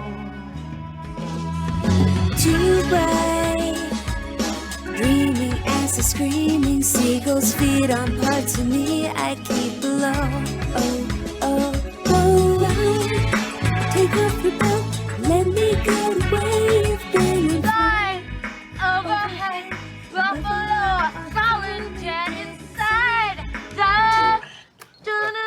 But I am dog sitting here in Manhattan, New York City. And, as I have recently, not unrelated to you, been revisiting one of the classic Manhattan set television shows, which is, of course, Gossip Girl. Because none of these people live in Queens. No one on Gossip Girl lives in Harlem. They are in the heart of Manhattan, USA. Listen, Dan gets made fun of just for living in Brooklyn, so no one's going to be going to Queens. Yeah, absolutely not. If God, those rich goddamn assholes are like, oh, I can't believe you live in the really nice parts of Brooklyn. Ugh, God. And yet I love them. Yet I find them so compelling. Who can say why this might be? Oh, I mean, it's just it's just gorgeous everything people I'm not behaving in that show. Badly. Right, exactly. Right.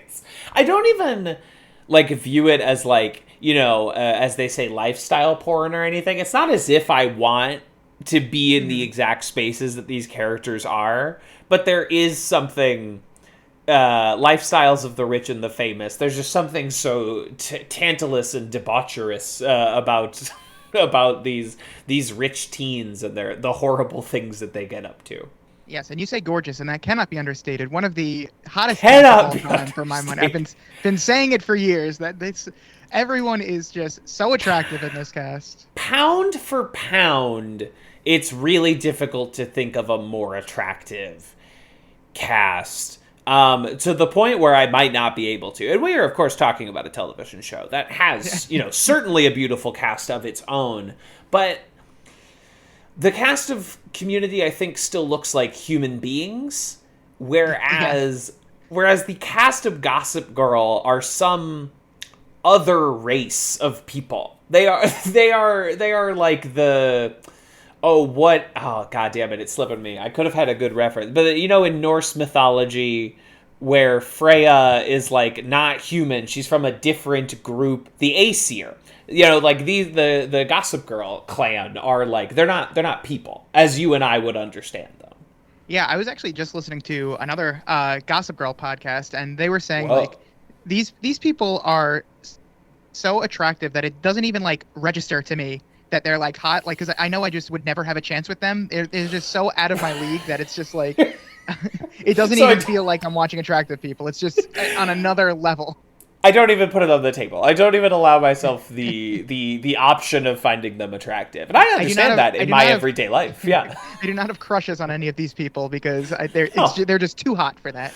Right, I can't even in at the lonely times of night, I can't even fantasize about the cast of Gossip Girl because you just you stop yourself. You're like, this is too unrealistic. I'm not worthy. I'm not worthy. I can't.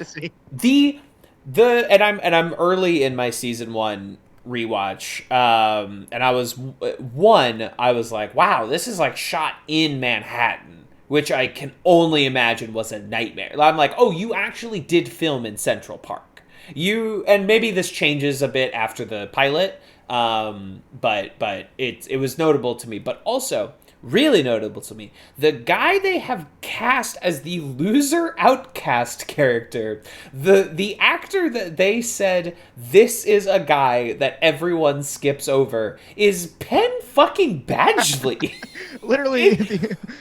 literally one of the most attractive people in the world, ever. Every other project he is in, his thing is being the hottest guy. Right? Yeah. I haven't seen You, but obviously in Easy A, he is the hot character that our hero Olive Pendergast longs to be with, yes. Right? He in everything else, he is the hunkiest possible man. On Gossip Girl, they're like, who's this nobody? Who is it? We don't even know who this guy is. And listen, you mentioned you, and I'm generally anti-stalking and serial killing, but sure. Pen Oh, that's good. makes it seem very appealing, I must say. But yeah, as far as Gossip Girl goes, like this is the loser, and this is who you cast, this 10 out of 10 attractive person. And they're also making fun of, they always make fun of him for like being the poor one and everything. And I recently, just out of curiosity, was looking up the net worths of the fictional characters in Gossip Girl, not the actors that play them, but the actual characters, to see which family had the most money. And of course 5 out of 5 was the Humphreys, but even had listed estimated worth $2 to $4 million. Like the poor Dan Humphrey slumming it in Brooklyn. $2 to $4 million. Yeah. Oh, I mean, how can you even get by? Like, I know that sounds like a lot of money, but in New York, I mean, who can get by on $2 to $4 million? Exactly. Certainly not me. No, certainly not me. I need a cool 15 to maintain my lavish lifestyle, and even I cannot afford Manhattan real estate. But yeah, my God, I mean, poor Dan Humphrey. Yeah, like the two kids of like the washed up 90s rock star are still are attending the same like uber private school as people with the last names of like Waldorf, Vanderwoodson. Yeah, it's truly an incredible piece of programming. Honestly, and I'm just glad we could talk about it. Of course. I mean, yeah, I don't watch Gossip Girl for its class consciousness. No, me neither. I don't watch it. And it's so different from, like, Josh Schwartz's previous show, of course, was The OC. I don't know if you're familiar with The OC at all. Oh, of course. Yes, okay, great. I had watched Gossip Girl, I think, 3 times before I ever watched The OC. And then, of course, I watched The OC 3 times just to catch up. Oh, of course, right. Keep them even.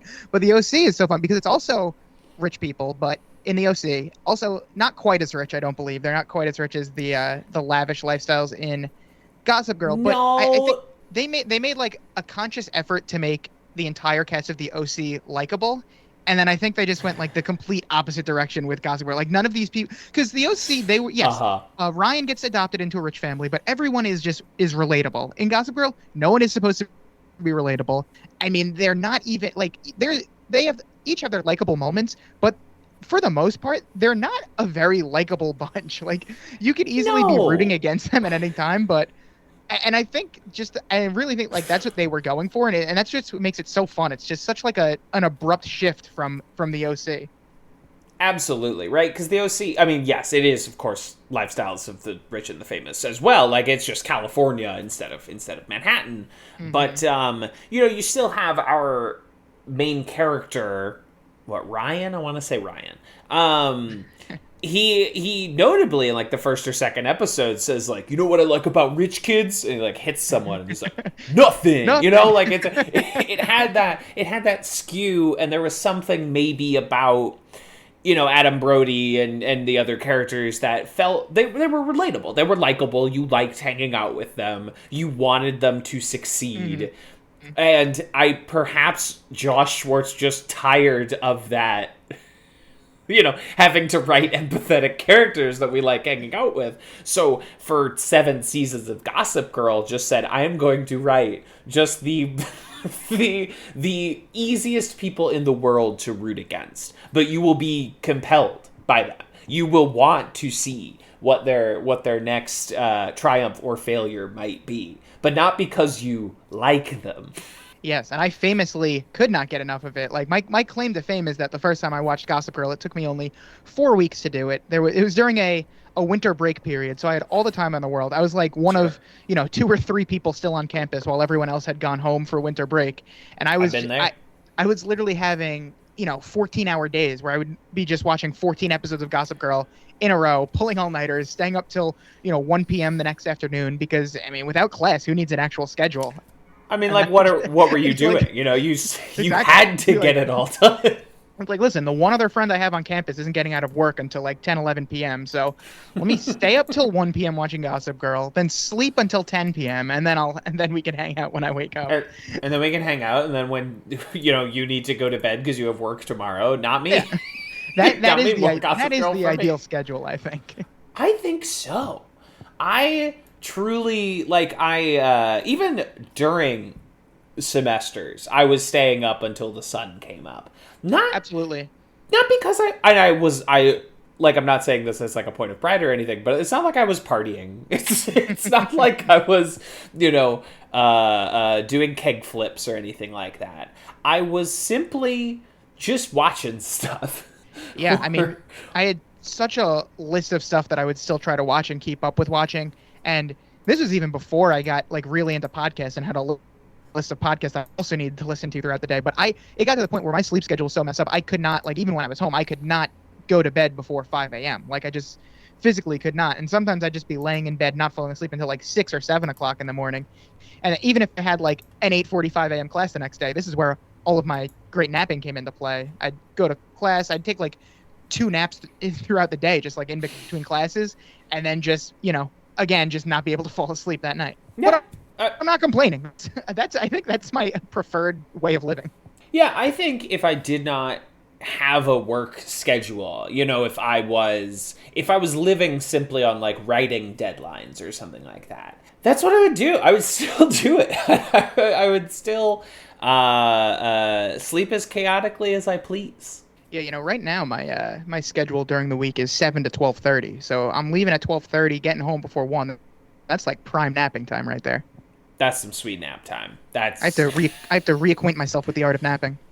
Yeah, that is the nap sweet spot right Absolutely. there at like just after lunch, early afternoon. At solar noon.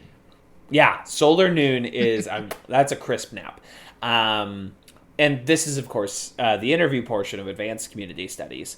And I am finally joined, longtime pod pal, a host of the aforementioned Lonely Boys podcast, Matt Geoghegan. Welcome to the show. Thank you so much. I am very excited to be here to talk about Community. As you mentioned, we've never really podcasted together one-on-one, but we've, been guests on the same podcast. We've met each other quite a few times, and we both have a shared love of, many of the same television shows. We could probably talk for hours about the TV shows that we watch, but I don't believe I've ever talked about Community like this in podcast form. So I am very, very excited to do that. I don't even listen to Community podcasts because Community to me is the one thing that is like too beloved in my heart. Whereas if I listen to a Community podcast and start disagreeing with the takes that the people are saying, I will get angry and just have to throw my phone across the room. Yeah, and we don't like that. Yeah, I shy away from that. I'm just like, listen, I know enough about Community. I'm talking about it all the time. I don't need to listen to the podcast, but very excited to talk about it on a podcast. That's completely fine. You do not have to listen to every show that you guest on. I think it's completely fine. And I do understand that where like because you have such deeply felt opinions or beliefs about this thing, hearing contrary one, and then you start to like think about them while you're watching it, and you're like, oh, I don't want to do that. Oh, I don't. This is getting in the way. I often like to watch very long YouTube videos about things that I know nothing about, so that I cannot disagree. I'm like, oh, this does seem interesting. Yeah, and that's me too, because I think with a lot of other things and a lot of other TV shows even, it's like if I listen and they either start, saying stuff that I never knew about or saying stuff that I disagree about, I'm like, I disagree, but they're smarter than me on this topic, so, they probably know what they're saying. I'll defer to them for now. I'll take their word on it. Yeah, they seem to know what they're talking about. Absolutely. And yes, you and I, we share similar friends. We've guested on similar Avatar/Survivor podcasts. At our last party, you and I were talking about our Mount Rushmore of television. And I don't think either of us maybe fully put one together. Because I know mine, it's like Community and Lost. And then the other two are negotiable. There's so many shows I love. I don't know what the other two would firmly be in there. Certainly there's nothing that is as like rock solid as Community or Lost for me. Yeah, for me, the two obvious ones are Community and The Office for me. And it seems like almost cliche at this point to be like a big Office fan because everyone in the world is at this point. But let me tell you something. I was there first. All right, guys. I was watching The Office as a little middle schooler, before anyone even knew what it was. So I can put it in my Mount Rushmore. Let me just tell you that much. That's right. As far as the other two spots, like it would seem pretty easy to put Survivor up there, but I don't like to put shows in my all-time like TV rankings until they've finished their runs.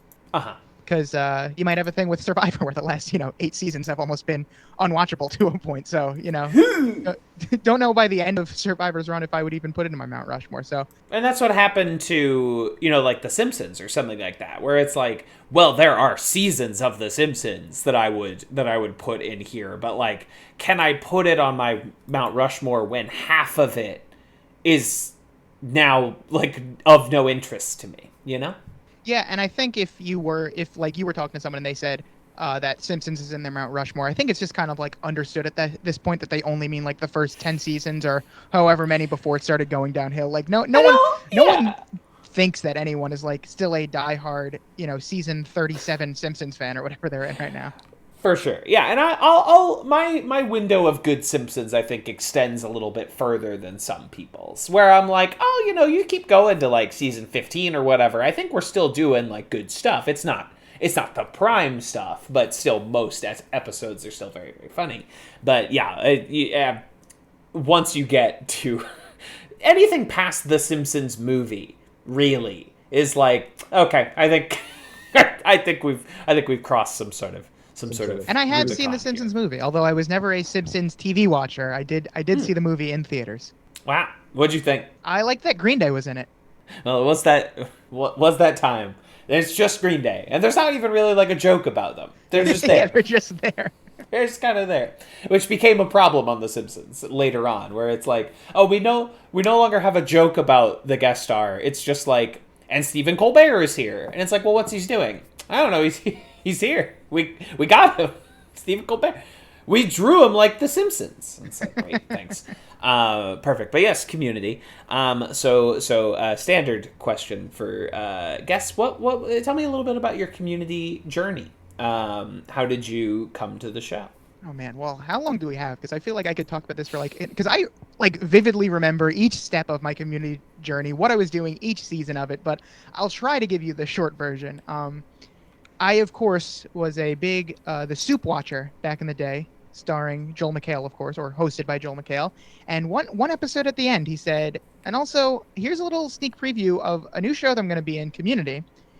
And I saw the clip that, from the pilot, obviously. And it didn't really make me laugh at all, but I was like, okay, Joel McHale, I'll give it a shot. Mm-hmm. And I watched it back when it was Thursdays at 9:30 instead of Thursdays at 8. And I watched the first few episodes, and I was like, okay, this is fine. But it didn't really click with me at first. And then I'm not sure when exactly it happened over the first season, but I stayed loyal to it. It was in a good spot, right before Parks and Rec and The Office once it moved to 8 p.m. So I was watching it every week. And at a certain point, by the end of the first season, I was like, oh, okay, I am really into this show now. Now I need to start telling other people to watch this. And then by the time season 2 came along, at some point I was just like, oh, something big is happening here. This is actually more than just a show I enjoy. This is my favorite show, and I don't think it's even close at this point with any other show. I was like literally forcing other people to watch. I was, asking my mom to get me the seasons of Community on DVD every Christmas so that I could watch them and listen to the commentary on every episode and do the bonus features and everything like that.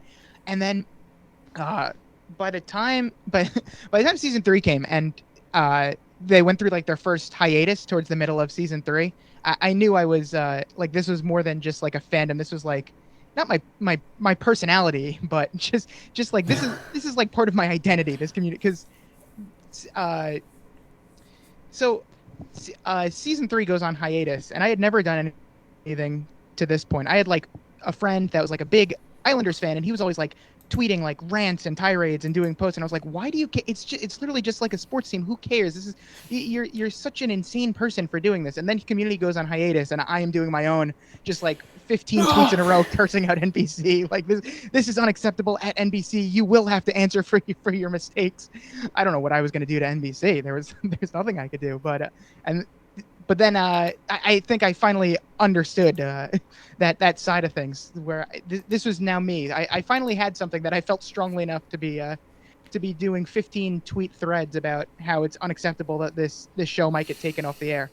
And then by the time, the latter seasons, 4, 5, and 6, this is me. Everyone knew I was the community guy. I was telling everyone to watch. I had successfully gotten a lot of my friends to watch. I was doing rewatches with everyone. Every time I'd visit someone else in their college, I'd bring my DVDs along with me, and we had some downtime.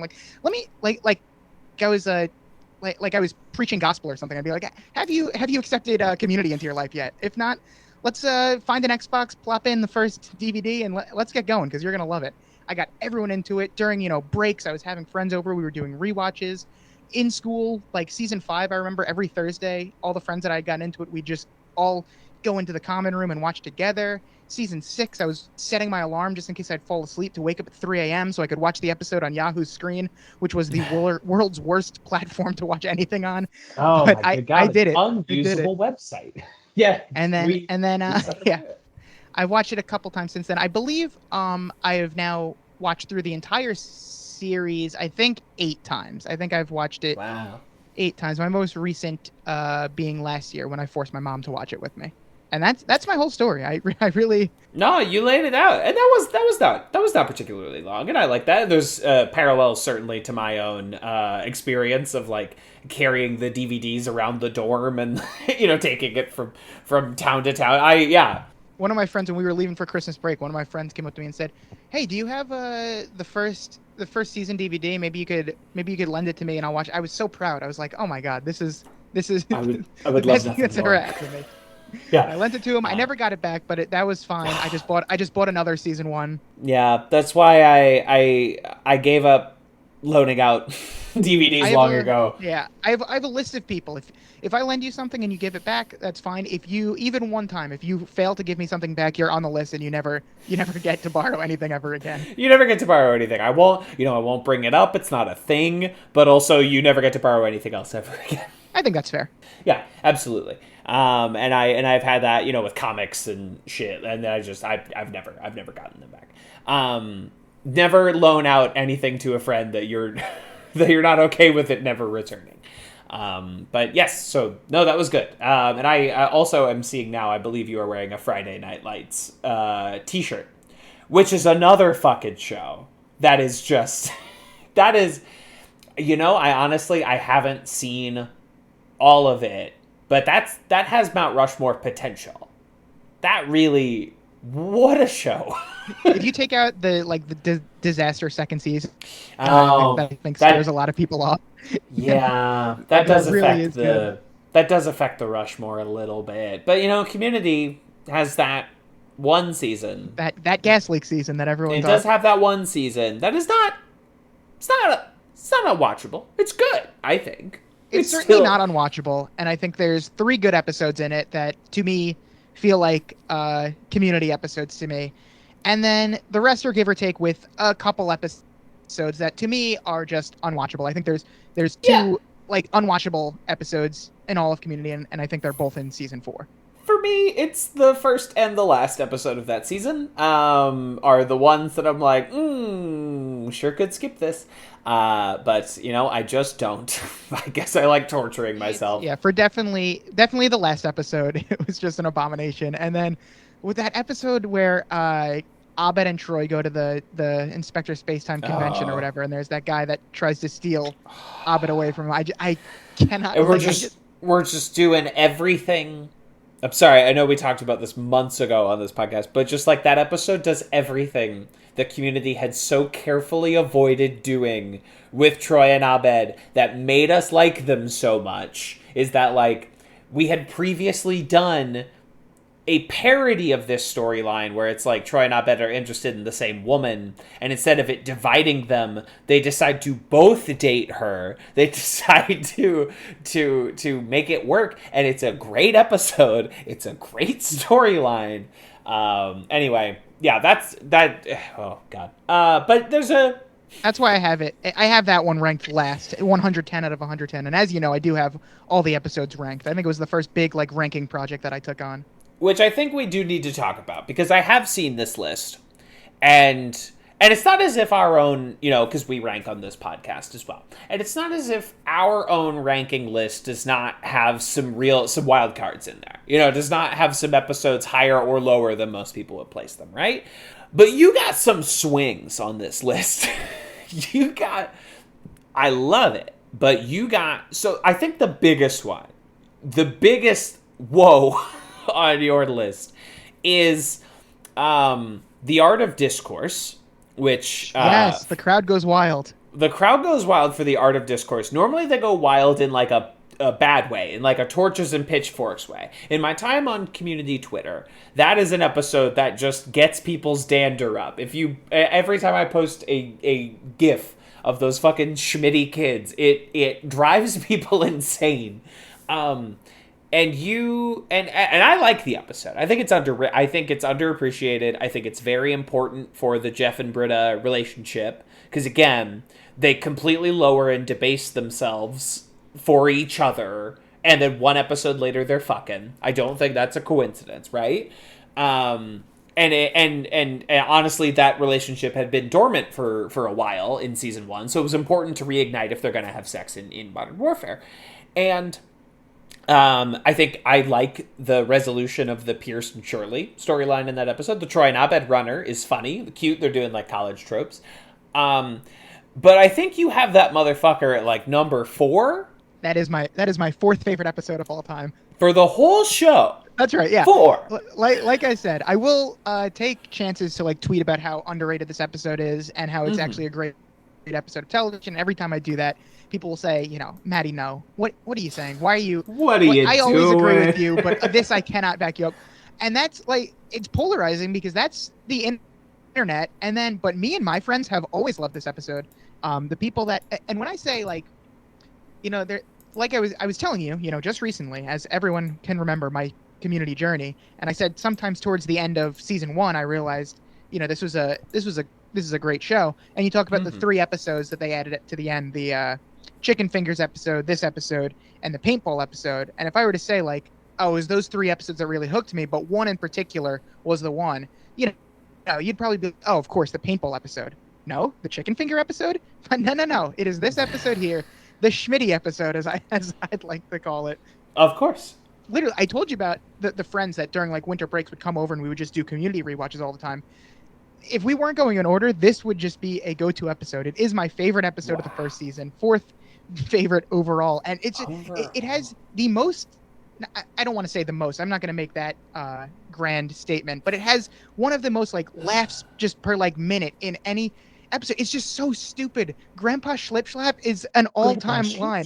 I am on the ground laughing every time they start saying like Schmitty and everything. And then it also has the great B story with Troy and Abed as well. Great B story. A classic Troy and Abed doing a bit B story of them doing like all the college tropes that Community had so decidedly avoided, right? And that's all good. If you don't set up Boobatron in Art of Discourse, you can't call back Boobatron in Paradigms of Human Memory. It's an important 1-2 punch that is necessary. And listen, there may be better episodes, but this one makes me laugh harder than any episode. I don't know what it is. It's just the repeated insult of Schmitty just gets me every single time, and the different variations of it.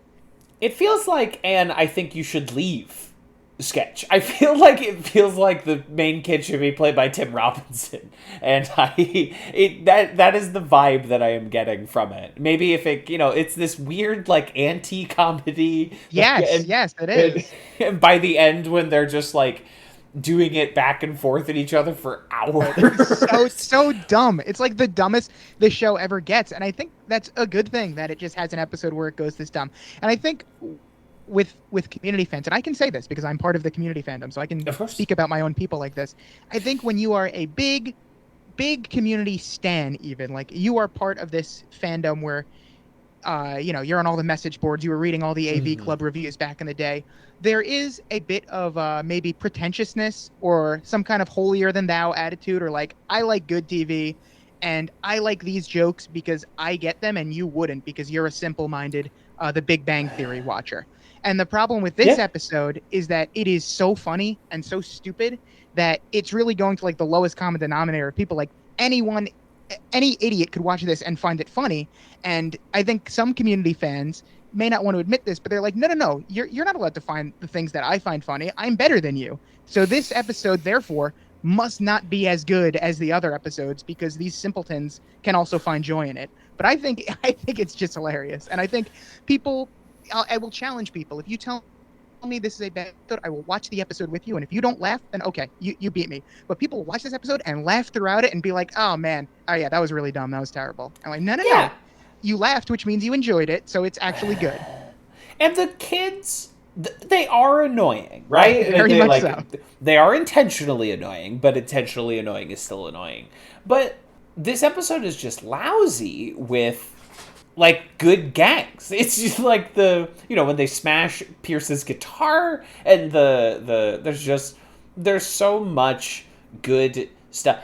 An image I use all the time of Britta saying, looks like you'll be calling someone daddy soon. I mean, folks, ladies and gentlemen, the food fight with the freeze frames, it ends in a food fight and an original song about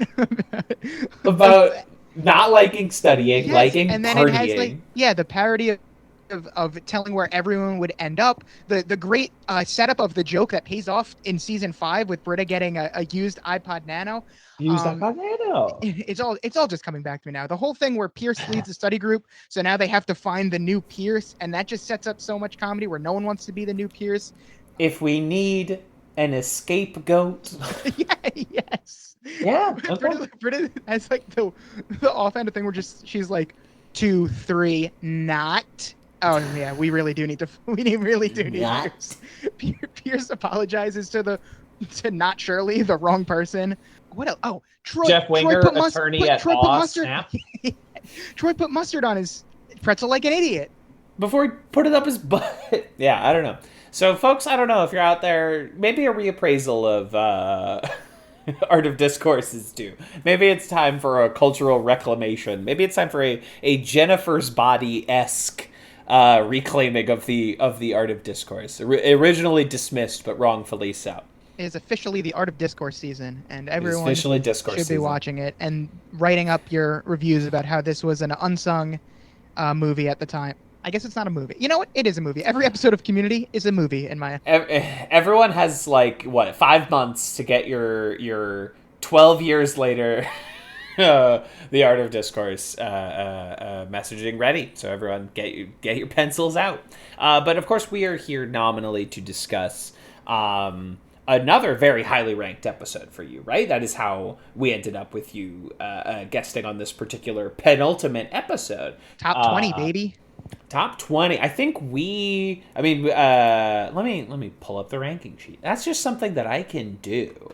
Because it did also get very high for us. And now I want to see. We put it at number 11. So, top 20. Even better, even higher than I have it. Top 20 for us as well. But yes, wedding videography. What is it that perhaps sticks out to you most about this episode? What makes it top 20 material? Yeah, I'm not sure. I feel like the first time I watched it, I'm a lot higher on season 6 than a lot of people are, and I think you are as well. And I was like, I had just been burned the year before with How I Met Your Mother, a show that I really liked at the time, which probably doesn't hold up now, but we don't need to talk about that. And they murdered me with a terrible last season and the worst episode of television I've ever seen in the finale. So when Community came for the last season, I was like, God, I really hope they stick the landing here. And as you've said, I think that the last 3 episodes are kind of the perfect ending to this show. I think the finale is one of the best finales of all time, one of the best episodes of the show of all time. But besides that, I love that they went back to the paintball well one more time and actually did it justice and not whatever that season 4 finale was. They had to redeem themselves with that. We had to take paintball back, and we did it. It's much more low key. It's very I think they did it right by not trying to top what had come previously. Yes. but let's do another more reserved budgetary episode. I think it works. Yeah, and then with this episode, I think like this is kind of like the perfect penultimate episode. Like we kind of get to see each character's quirks and charms just like one last time before the finale. There's not enough Abed because he's behind the camera this time, which is I guess a necessary evil if you want to do the mockumentary format, which usually does work for this show. So I don't hate that they did it. And Danny Pudi was just like literally not available. Like he was filming the pilot for Powerless. If you recall, okay, yeah, and I did watch I watched Powerless for Danny Pudi because this cast of course is one of the Hudgens. For Vanessa Hudgens too, which I am a very big Vanessa Hudgens stan. But this ensemble cast probably my favorite. I may be biased, but my favorite cast of all time. Doesn't matter which season you go to, they're all stars. And so any of these people that had other projects, I would try to keep up with it. Oh, Alison Brie has 4 movies in 1 year. Okay, guess I'll watch them all. Gillian Jacobs is in something that I don't really want to watch, but I will watch it for her. And then Danny Pudi is in something called Powerless with Vanessa Hudgens. Okay, I'll watch it. And I hate that he made me watch all 12 episodes of it because I did not like it at all. But he was there, so I suffered through it and was very happy when it got canceled. No one did. Allegedly, the version of the pilot they screened at Comic-Con was like incredible, and they like reshot it. But I also interesting. I just don't trust Comic-Con audience reactions to anything. It's such a group of sycophants for brands. I don't trust when someone leaves Comic-Con and says, "Oh, this footage looked great." Because I think you're just so high on the experience. It happens with like Sundance Film Festival as well. It's not exclusive to Comic-Con nerds, but there's just something about the atmosphere that maybe makes it seem better than it ever was. Yeah, when you hear like this film got an 8.5-minute standing ovation at whatever film festival, and then you go see it, and you're like, what? And you're like, what? Joker, Clerks 2, and And Powerless really is the Joker of the absolutely sitcom. Yeah. And you'll be covering that after Community wraps up as well. Yeah, of course. It'll be a very short series. Is there fucking anywhere on Earth you can watch just like all of Powerless? I feel like maybe it's like they scrubbed from existence. I think it's maybe in like the detritus bin of Peacock. It's behind the Peacock paywall, not because they think you want to pay for it. It's because they don't want you to watch it. Or some horseshit like that. But wedding videography, right? Except for Danny Pudi being largely absent, but he still has like voiceover jokes. You still get those moments with him, and he does shine in the finale. So it's not like we didn't get to see him at all. And like he'll be remarkably central too. Absolutely, yeah. But as far as this episode goes, I think the setting of a wedding, to unintentionally rhyme, I guess, really allows kind of everyone to have like a good time, gives them an excuse to get drunk, to have those pregame moments where they're playing those stupid games and doing all that. And I think like it took Danny Pudi out of the episode. I mean, Powerless took Danny Pudi out of the episode, but exactly. Also the mockumentary format, it allows for some great moments. I think there's stuff that they did, and they have a few mockumentary episodes, and I think they're all good episodes where they play with stuff that obviously would get old if they were doing it every episode. But telling Annie and Britta to stop looking at the camera, stop jimming at the camera, is always gonna get a laugh out of me. Plenty of great impressions. Some Jeff Winger like stand-up comedy as he's giving the best man toast. I always love when they have Jeff do like a tight five. It reminded me of like Meow Meow Beans. Yes, that's one of my favorite moments when I guess it's just goes Joel doing full comedian. soup. Like he's letting his old soup out.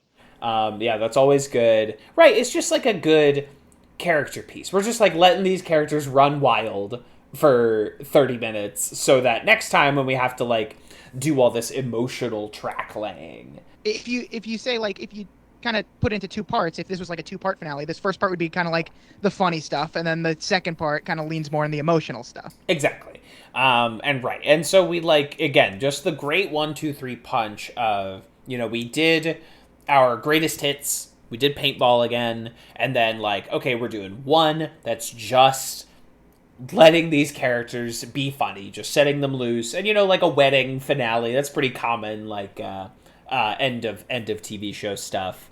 And then the last finale, which has to like be a whole. I mean, it's the perfect finale for the show Community, right? It's just completely shoved up its own ass. Every character who's on the cast gets a moment or two to shine, you know, like it's the only flaw that people really have with it. And I can't fault people for missing out on this, but I also can't fault the show Community. But people's big problem is that Donald Glover is not in it. But like he didn't want to do it. So That's what I'm saying. Like I'm assuming it's not for lack of trying. Like I'm sure they would love Donald Glover to be there. No. And if he doesn't want to do it at that point, you know, you can't do anything about it. You can't use old footage. You can't. I mean, you probably could animate him and come up with some reason why an animated Troy is there, but still wouldn't be able to get the voice for him. Right. And they, you know, it helps with they give that moment to Abed where he talks about like a TV show needs to be able to get on a boat with LeVar Burton and never come back. It adds to the poignance of it, of like, okay, you know, because it wasn't totally impossible that there would have been a Community season 7 or like a movie right after that. It obviously didn't happen, but like, okay, we're putting Annie and Abed on a plane. And because Troy didn't come back, this feels permanent because we're not bringing everyone back all the time. We did a Pierce hologram and then we killed him off right after. And we have not brought him back after we killed him off in any way. Yeah, it'd be really hard to come back from this. But I mean, and that's kind of the beauty of it. They like wrap it up so well. And I'm so happy that this was the series finale and not the season 5 finale because it did get canceled. Right. I don't even want to live in that. I don't even want to think about that. But for a while, we thought that season 5 was going to be the last season until like once it got canceled, until Yahoo Screen saved us. Like really, shout out to Yahoo Screen for existing solely to give us Community season 6 and then quickly going bankrupt or whatever happened. Thank you for your service, because when it got announced that it was canceled, I was like, really? So, you know, Basic Sandwich and Basic Story, that's it. Like, not to say that they're terrible episodes, like they're not in my, you know, top 50 even, but this is not how I would want the series to end. So the fact that we got this farewell season and we got these last, you know, 3 episodes, very, very excited that happened. Yeah, it's a completely smooth dismount as far as I'm concerned. You know, we really stuck it on that one. I don't know. Any other big thoughts about wedding videography? There's just so many like little lines throughout the episode that make me laugh. Just kind of like that just seemingly come out of nowhere. Like when Chang is making his big speech and someone just shouts, "Let him finish!" And like they were letting me. They were letting me. I know, I was being sarcastic. Come on. Oh. Just like when Frankie is like, finally like starting to open up to like Annie and Britta, and the guys just bash in and go, "Penny Ray!" That always gets a laugh out of me. I also love how terrible she is at relating to Annie and Britta. I'm so mad. I have been working and seeing to my personal affairs. Yeah, she has a line before that which I might start using when she's like, when they're like, "What have you been up to?" And she's like, "I think you asked me that already." That's what I'm going to start saying when people ask me what I've been up to. Like, oh, we went over this already. We don't have to do this again. You asked me that already. And then, of course, maybe the most iconic thing to come out of this episode is that Elroy moment where he's like, "There's a man who knows how to marry his cousin." Like, I'm still seeing that clip. It is the so funniest fucking thing in the entire world to me. Just that whole bit where he's addicted to encouraging white people. He's like, "That man knows how to handle his meatballs," or whatever, and that man knows what he's doing. Now that's a container for liquid. Yes, I felt so seen when he's like, "White people just want to be encouraged. It doesn't even matter what for." I'm like, yeah, that's true. I do really just want to be encouraged. I don't care what. They're very discouraged and very discouraging of each other. And then to have the ultimate punchline, "There's a man who knows how to marry his cousin," is so good. It's really good. It's very, very good. Perfect. Well, thank you for joining me for this lovely little chat session. Now's the time where you can tell people where they can hear you, where they can find you, and I don't know, anything else you might be up to. Well, you can follow me on Twitter at MattyFresh24. It's the only social media I use. So once again, MattyFresh24. have some great tweets on there. I have references. You'll enjoy yourself if you're following me on Twitter. And then besides the tweeting, I am also hosting a podcast of my own called The Lonely Boys, and it is a Gossip Girl podcast. I have seen Gossip Girl about 4 or 5 times at this point, so I am the expert of the podcast, where my co-host has not seen it at all, so I am guiding him through the experience. We're getting his first reactions after every episode, and it's a lot of fun. So I'm assuming the overlap of Community fans and Gossip Girl fans, I think the Venn diagram is probably a circle there. So if you're enjoying this, you'll definitely enjoy The Lonely Boys. Listen to some Gossip Girl chat. It's 100% saturation rate, but these shows, they were contemporaries of each other, at least for a time. They ran a similar number of seasons. They were, of course, equally big hits in the ratings. Equally, yes. Equally big. And listen, they both ran for 6 seasons. So what other similarities do you need? That's sort of the thing. I think, if you like good TV, there's a pretty good chance you'll like Gossip Girl. That's what I'm saying. If you've listened to every episode of this show, I think there's a pretty okay chance you might like Gossip Girl. I do. I sure do. And what other endorsement do you need? Exactly. Thank you again for joining me. Absolutely. Thank you for having me. You can tell my excitement was just radiating off of me to unload all of my community thoughts onto you. I completely understand. I've been waiting years for it, and so what I did was I started the podcast because I just had to get it out, That was me with Gossip Girl. Always been ever since the first time I watched it, always been a dream. I was like, I want to talk about this show on a podcast, and now finally getting a chance to do it. And now I do.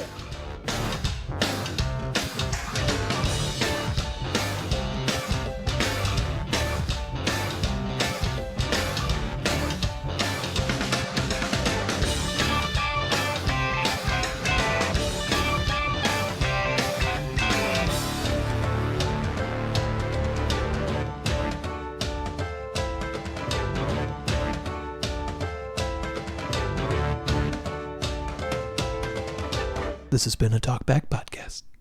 That was quite a show, very entertaining.